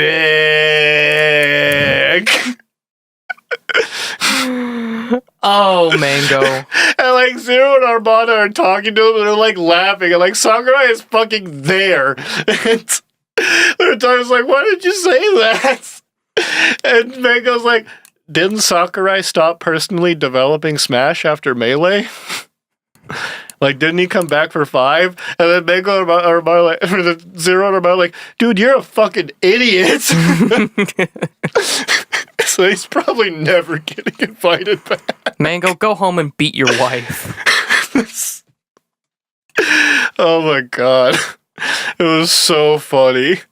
Fucking Mango. Like, of What course, happened to you? That's exactly what Mango would do. Any iteration of Mango would have done that, I think. Yeah, you're right. Like, just breaking into the scene, Jigglypuff Mango, Melee is sick. Versus, like, a little bit overweight, still gets top 8, but not expected to win Evo. God tier Mango. Or, like, he's not God tier. Like, Mango's like, I feel like he's like Jesus. Like, in the beginning, He sacrificed himself. in the beginning, he was like a big deal, and he had these powers, but he didn't know how to fully use them. Mm-hmm. And like people were noticing, and then he fucking realized his true potential and just started mollywopping everything in sight without any like regard. And then he died. And then he died for our Then sins. he died when he lost to Armada and then Hungry Box, and then lost like 2 Evos in a row in second place. But now he's like he's the Holy Ghost. Like, he's come back, but he's not at the full original Jesus power that he was. Like, he could top 8, but like, and he has the chance of winning Evo if he takes his powers seriously, but he just never does. I think he's There's There's something wrong with him. I think he's got one more Evo in him. I think he could win one more Evo. We'll see. So that was the press conferences. Yeah. I rate see, the thing is that I rate it Nintendo was they only had Smash, just like they only had Breath of the Wild the other year. oh, also my other guess for another character that's going to be introduced into Ultimate, it's going to be one of the Guardians from Breath of the Wild. I don't know which one. I'm calling that one of them is going to be a character. Mifa. Cuz like Mifa. with the Breath of the Wild addition to Link, they're obviously like not pushing Breath of the Wild, but like Breath of the Wild was a big factor of the game. Like, Mifa. I would want Mifa. I want either Mifa or the thing. For me, Ravioli. it's a tie between Mifa, Ravioli, and Urbosa. Daruk can eat my nuts, even though I like Daruk a lot in the game itself. I don't see Daruk being a good Smash character. But like Rivali, Urbosa, or Mifa all have potential to be fucking awesome. Mifa's first choice, though, for everyone. For me, it's a tie between Mifa and Urbosa because both of them are mommies in different ways. Okay, I'm just gonna leave that there. Here's some games that we didn't talk about, but were announced. Oh yeah, I gotta rate Nintendo. I give Nintendo a fucking David Hayter out of 10. A good one. So they announced Battletoads at Microsoft. Oh yeah, Battletoads 2. They didn't like They didn't show any gameplay. They didn't show anything, but like people are gonna be calling GameStop again and be like, "Do you have Battletoads?" You know what I just realized is like, well, no. You know what's good is that the Battletoads meme is ruined now because people are gonna call us like, "Do you have Battletoads?" And I'll be like, "Yeah, I have it right here. It's $60. You want it?" Have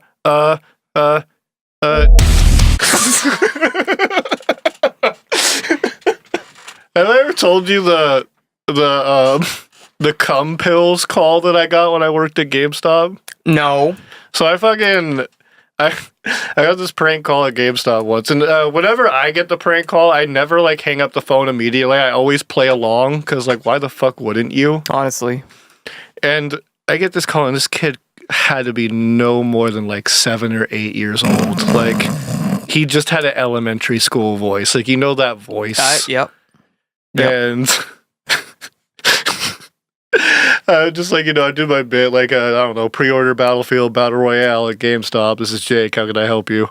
And he goes, yeah, I saw this ad on Pornhub for your store that said you guys sell pills that make me come harder. I was wondering how much those are. And I almost fucking lose it when he says come harder. And I just like, on the spot, I just go, I was like, well, yeah, we sell them, but like, here's the thing. You gotta have balls to come, kid. And I fucking got him. I got him so hard. Because like, his little kid friend starts laughing in the background, and he just goes, fuck you, I have balls, and then hangs up the phone. I was fucking losing it. Incredible. Incredible. But yeah, the Battletoads meme's finally over. When someone calls for Battletoads, someone can just say, yeah, you can pre-order it, or yeah, it's in the store, it's on Xbox, here you go. And then we have Gears 5, which is like... Gears 5 looks cool. And then we have Gears Pop, like the Pop figurines. Yeah, I expected a Pop game was going to happen, like a la a Lego game, just because Pop is starting to become so thing, like Pop could be seen as like the new Lego games. Yeah. I didn't think Gears was going to be the one to fucking break into that first. No. Like, break into this new genre of Like, Pop games. I think, like, everyone had the same reaction. Like, they saw the logo and they're like, yeah, They were all Gears. cheering. I love that. You saw it, the Gears logo, everyone was cheering, and then the Pop logo came up and it went silent. That's what they get. But Gears 5, I liked Gears 4. Gears 4 had actually a good fucking story. Mm-hmm. And like Gears 5 seems to be going off that. The one thing that kind of is like JD Phoenix was like, he was the main character in 4. It looks like he's not the main character in 5 this time around. But like, JD was someone who like didn't care for the military, was like kind of forced into the situation because his dad was such a profound hero and was like just trying to make ends meet and do like things his way. Like, they fucking 180'd his character in the new one. Like, his head's fucking shaved. He's got these like scars and shit. And like, he's all about like by the book now. Like, it's kind like, I guess I want to know like what the fuck happened between the two games that turned this character into this kind of guy now. Like, but I don't know. It looks cool. Like, they didn't show off any real like gameplay or anything, but like, it is there. I definitely like the direction it's going. I kind of like the fact that they took out the of war. Yeah, it's just Gears 5. Because, like, it's not really a war anymore. Like, I kind of like the whole Gears, like, all right, I see you. They still managed to keep the numbering, but, like, change the title enough to give it a little more pop, I guess. They know what it is. You can drop the of war. Yeah, you can drop the of war. Another one was Just Cause 4, which I'm excited about. You know what I found out? What? A lot of people didn't like Just Cause 3. Really? I thought it was great. Apparently people like, they said like in comparison to 2 to 3, like it wasn't as like, but I was like... 2 was amazing. 2 was fucking phenomenal. 3 was great. And it's like, I feel like the main reason why 2 was so phenomenal is because it was literally a complete genre change from 1 to 2. Like, 1 was a completely different game. But like, I thought 3 was completely fine. I think I think it's like you said, is like the jump. I think the story wasn't as engaging. Like, did Oh, you no, did not you at even all. play? I didn't play a single fucking mission in Just Cause 3. Just Cause 2, I actually played a good amount of the story, but Just Cause I could 3, never finish it. Just Cause 3, I was like, that's not what I want to do. I don't know. I thought the wingsuit was really cool. The grappling stuff. The DLC was pretty cool because it added like really dumb shit that was unnecessary but awesome. Yeah, Just Cause to me is all about just doing over the top shit for like a period of 1 to 3 hours. Like, I will say though, like the jump between 3 and 4 doesn't seem that great. Like it just seems like, oh, you still have the wingsuit, you still have the parachute, you still have the grappling hook. Now you have balloons.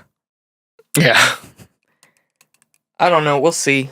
I still wonder, like they it. should enter like, because like with each release of the Just Cause games is the release of the unofficial multiplayer mod Yeah, that like makes the game a trillion times better.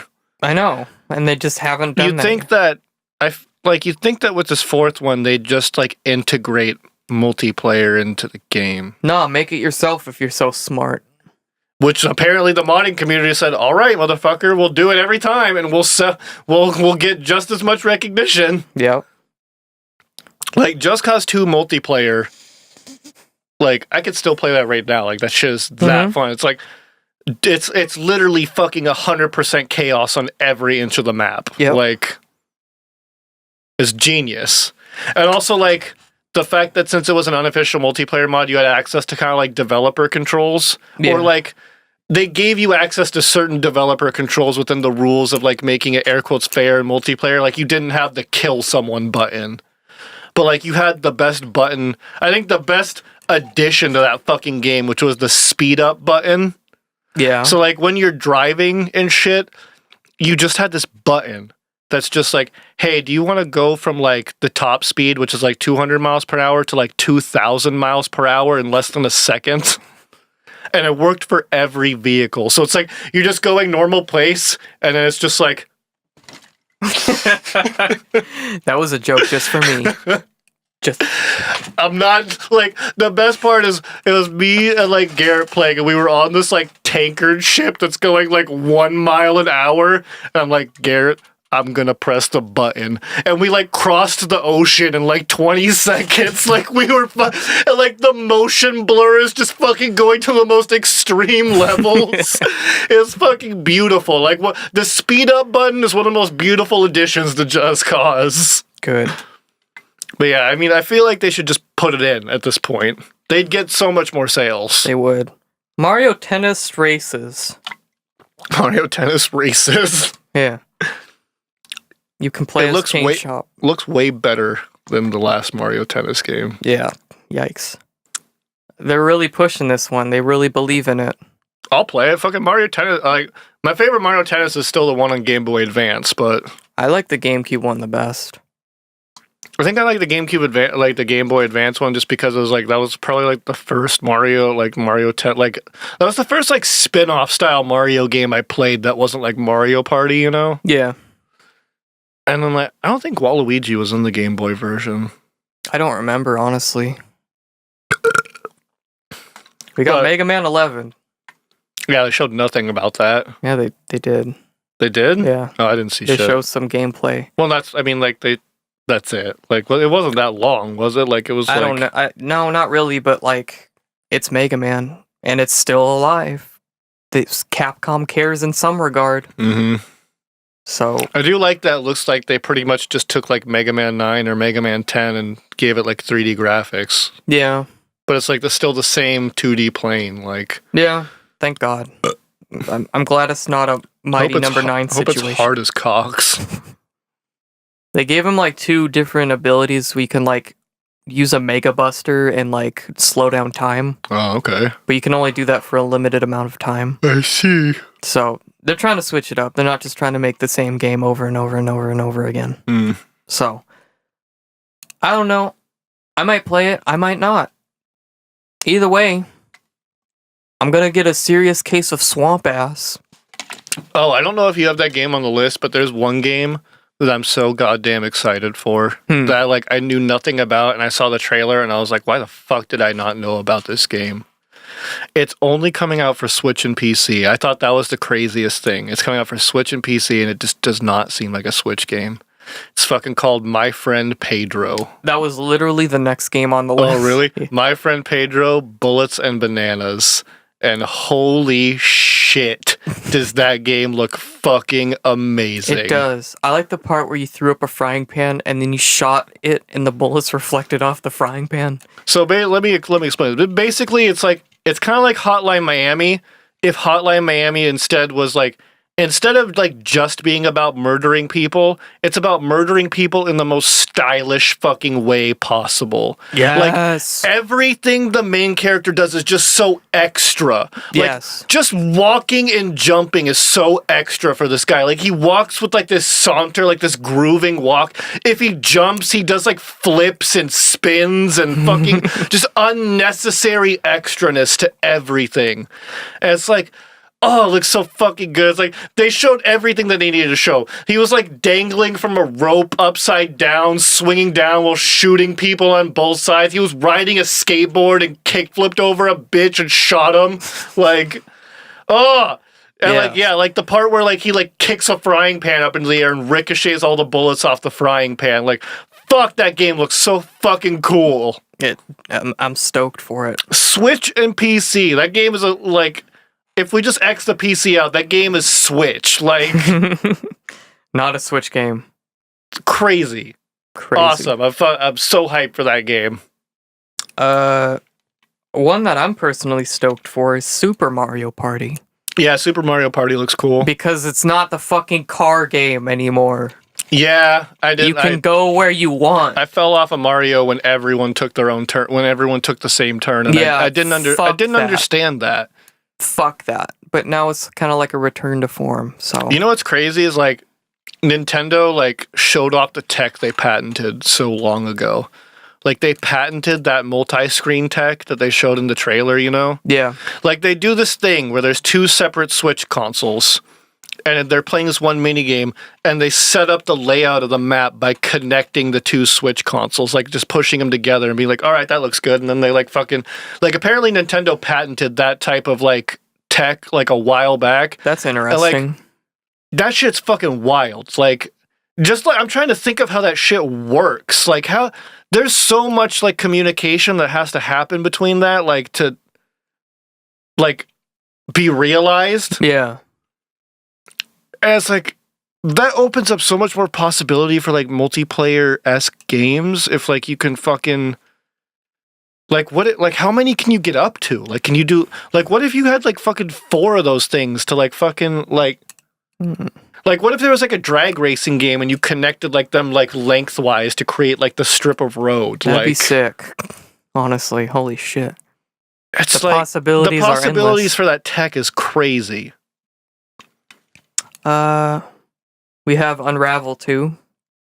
I never played the first one. I never played the first one, but I liked how much the developer cared about his game. Yeah. Like the first time he showed off Unravel, it really just looked like, look at what I created, guys. Isn't he genuine? Hey guys, I have a little yarn character that I brought with me. And then this time around, it was less so that, like, you know what I mean? Yeah.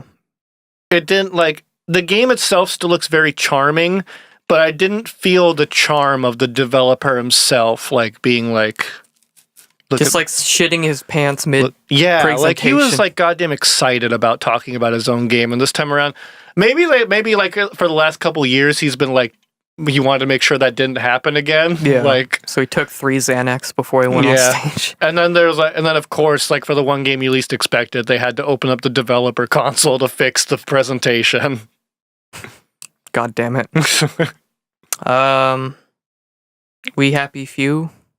Yeah, that game looks fucking awesome. It's just I guess it falls into the situation of why did they early access that game? Because like all hype for it is dying out, even though the game itself looks fucking cool.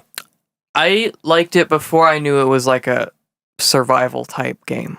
Like when they first showed it, like the intro to the game where you're in the place and you're like redacting things. Yeah. And you didn't take your pill and you get to see what actually is going on. Yeah. Like that drew me in. But then when I realized what type of game it was, I was like, I don't know now.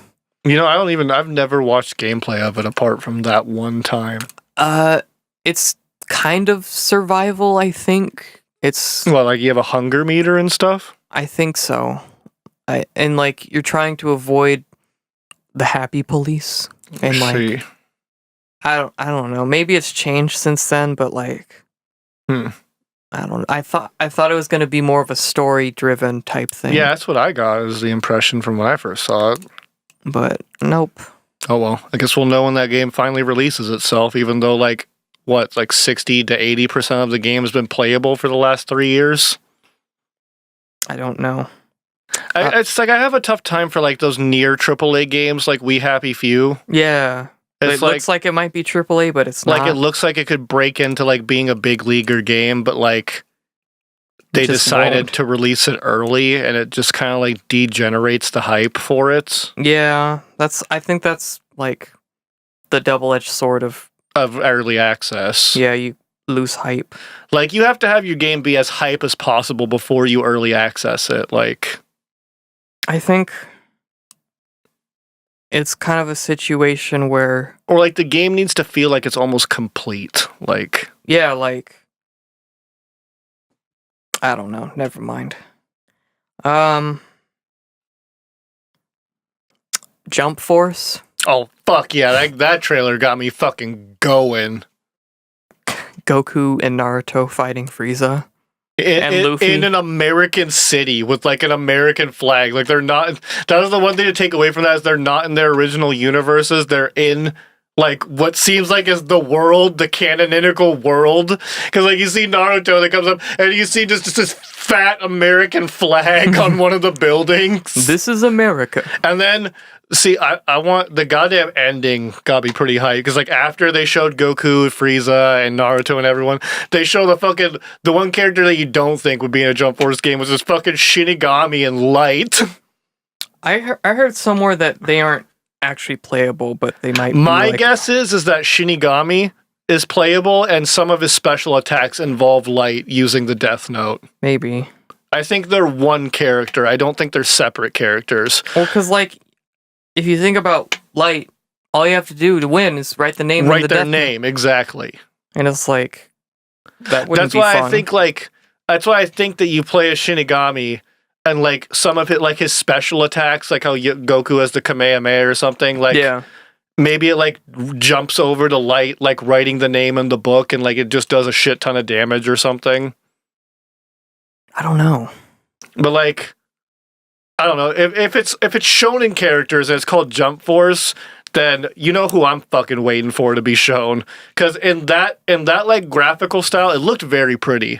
And that like graphical style with those characters, you better put a motherfucking JoJo in that bitch. You better put the shonen characters in that bitch.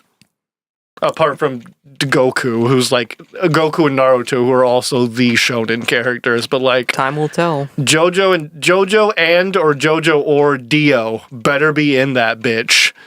Dio would be cool. If I can play as Dio, I'm buying that game day one. We got Beyond Good and Evil 2, another trailer. Yeah, I don't know. Like, I don't know what to think of that I game. don't know what to think of that game. I played a bit of Beyond Good and Evil 1, and the thing is that, like,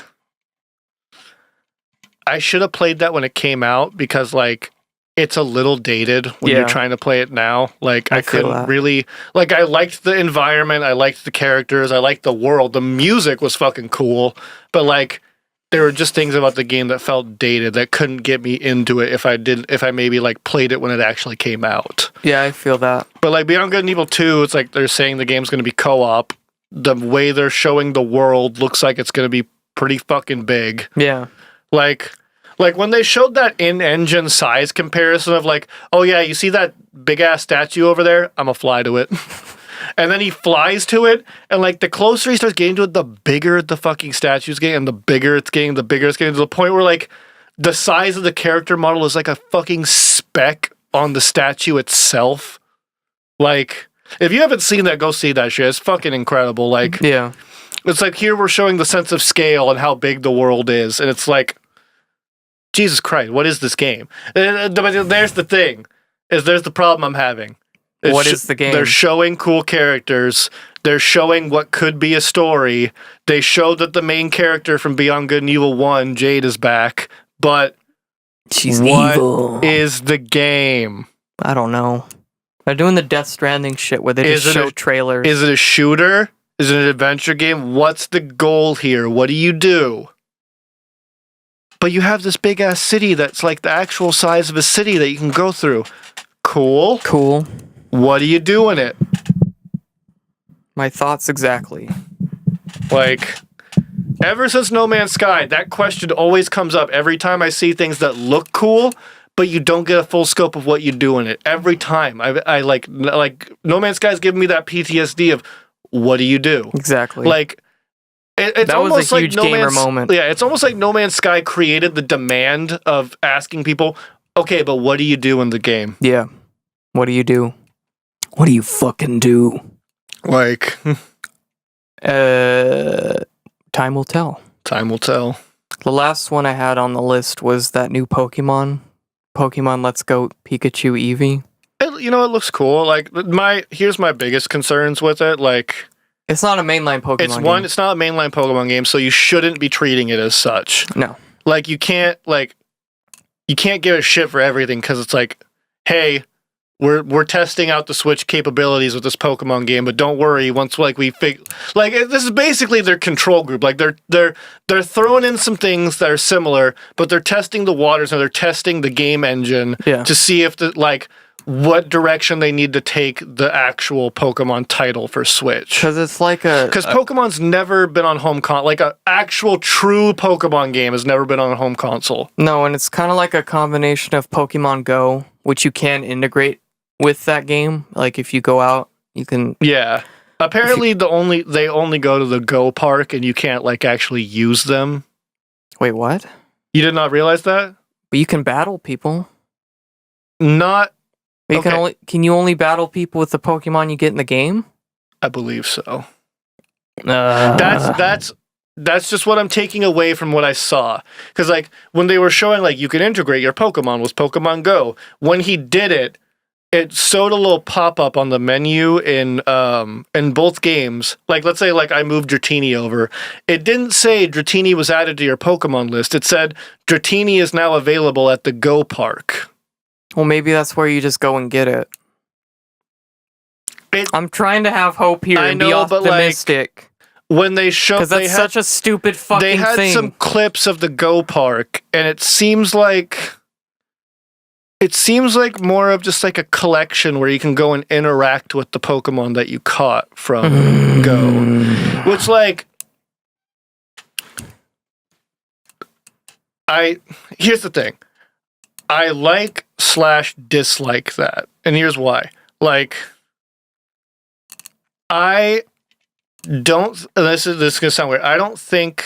Because there's no, like, they haven't showed, like, battles between two players. But, like, I don't like the idea that me, a person who's played Pokemon, like, since the games fucking came out...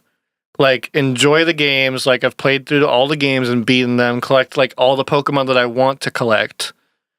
And I start fresh in this new game. And someone who, like, I was on the Pokemon Go hype for, like, the first month, but, like, it didn't stick with me. It died out. The game stuck with some people, but it didn't stick with me. Yeah, no. And it's like, I don't like the idea that some fucking single mom who spent $300 on Pokemon Go has a naturally better advantage at Pokemon Let's Go than me. Yeah, I see what you're saying now. Like, you know what I'm saying? Like, that's cool to introduce the people who only play Pokemon Go into Pokemon, but, like, if they were like, oh yeah, that Hitmonlee that's level 1000 that you caught in Pokemon Go, you can use that bitch and just, like, one-shot through the whole fucking game without catching a single Pokemon. No, like, that makes sense now. I get it, yeah. Fuck. But, I mean, the original 152 are all in the game. 152? It's from Gen 1. Isn't it 151? They're saying a new Pokemon is being added as well. Also, they're saying a new Pokemon's going to be added, as well as it seemed from what Riley was telling me, and he's a Pokemon fanatic. Like, if Pokemon had, like, a base evolution to them, like, you know how, like, Like, it was always Hitmonlee, but then, like, in Gen 3, they introduced that Hitmonlee and Hitmonchan have a fucking base evolution called Tyrogue. Yeah. Apparently, the base evolutions of Pokemon will be in the game from other generations that, like, continued off of original Pokemon. Sure. But one thing I like is you can have any Pokemon follow your ass outside their ball now. And just the idea of... Mewtwo? Yeah, just the idea of me fucking chilling, walking down, like, Route 66, and Hitmonlee is just jogging with me, ready to kick a bitch in the face. Yeah, cool. Hell yeah. Mewtwo can finally be my friend. Also, the fact that with the little Pokeball controller, you can put your Pokemon in the Pokeball, like... I'm putting Mewtwo in there. No one asked for that. That's cool. Also, when Reggie fucking showed off that he had Mew, I loved that. He's like, someone's in there. Ah, it's the mythical Pokemon Mew. Like, of course Reggie would own a Mew. Like, that would be his Pokemon. Like, just someone's in there. It's Tupac. It's literal god. Like, but, one thing, I mean, it's not a mainline Pokemon game, but it's like the one thing I really don't like is like, if battles are in the game, I should be able to weaken the Pokeball before I throw the Pokemon. Like, give me the ability to still throw the Pokeball. Like, cool, that's cool. Like, let me still throw the Pokeball, but like, let me beat up the Pokemon a little bit to fucking get the Pokemon, you know? Like, yeah, who knows? Also, I kind of like the fact that the tall grass isn't a random encounter anymore. Like, you actually see the Pokemon wiggling through the tall grass. I'm like, okay, that's cool. That is cool. That's cool. But like, I don't know. It's just like, do the Pokeball throw mechanic from Pokemon Go after I weaken the Pokemon. Like, that would be the reasonable thing to do. Right? It's such a core mechanic of the game. Who knows? I don't know, man. But, I mean, it's obviously going to come back in the new Pokemon game, like the actual sequel the Pokemon. Actual one. But I don't know, I'll probably pick it up. I mean, it's a retelling of the original first generation Pokemon game, so it's going to have all the original gyms and the original Elite Four. Okay. So it's like, it's still going to be a game. Yeah. Hopefully. But like, I don't know. Well, that's definitely going to be one that like we'll see when it comes out. But I'm more so treating it like it's its own game. Like this is like Pokemon Coliseum until we wait for Pokemon Ruby. Exactly. But the thing is, I fucking loved Pokemon Coliseum. The first one, at least. The second one can suck my dick. The first one, fucking good. All right. That's all the E3. I'm cutting you off because we're coming up on 4 hours and I literally want to kill myself at this point. So we're not... We did exactly... Remember when I told you like a month ago exactly when we were like talking about the length of episodes and we're like, all right, let's do 5 hours for the E3 episode? Yeah, well, I didn't think it would go this long, to be honest. No. And we took breaks, so let's just do the outro so I can fucking lay down and die. Yeah. Well, I hope you guys enjoyed this. This should get you through the goddamn month. Yeah, if you don't like it, I'm sorry. Please listen to this in bursts. Yeah, don't sit here for 4 fucking hours and listen to us. It's not just chew your food, basically. That's a good analogy. I like that. Chew your food before you swallow the whole thing. Chew Unless it. you can't chew because you have a mouth infection. In which case, come in your own mouth to sustain yourself. In which case, take this podcast, blend it in a smoothie, and drink it. And then mainline it into your bloodstream. Jesus. I've been Calvin. I'm Jake. DJ Calvi Cakes at Tumblr, Sledgewave2. I'm just Drake, JRAKE, and then Cool Boys, as well as go on that Cool Boys Facebook. I know it's been dark for a while. That's because I've been acclimating my new jobs. Something's coming back. I'll start thinking of new things to put on there. So that'll be link in the description, and so will the Twitter, and probably a Twitch link would be a good idea that I haven't done ever. Y'all are probably getting a treat too, because like this is the middle of the month, and it's not like we're changing the schedule to be the middle of the month. So you're gonna get another You're gonna feel like you get another podcast a little bit sooner. Yeah, At least we're gonna try. It's definitely not going to be 4 hours long. No. Remember, E3. guests and events are what make the episodes longer. So you get 1 5-hour podcast a year. Like every now and then, yeah. Honestly, I think next year, I want to, because I'll definitely have my new computer by next year. Next year, I want to stream us watching E3. That'd be sick. Because, like, I watch the best friends do it every year, and I fucking love it. Like, it's such a, it feels so good to watch. It's like, I don't know, it's a good feeling. Sure, I get it. Like the Facebook, follow Twitter, follow on Twitch. Comment on how much you hate the fact that this episode is this long in the comments. Leave a comment on this video or on the Facebook or a question, and we will do our best to answer it. Yeah, we will answer and read them at the near beginning of the next episode. That's our new format that we decided on the spot. Yeah. We're learning as we go about the show. So, yeah, thanks for tuning in. Here's the outro. You know what to do. Oh, it's like you should have just played the This Is America. Can you just overlay it? Just overlay it. Just click the This Is America thing during this.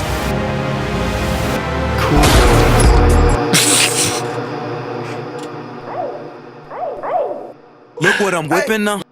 Perfect.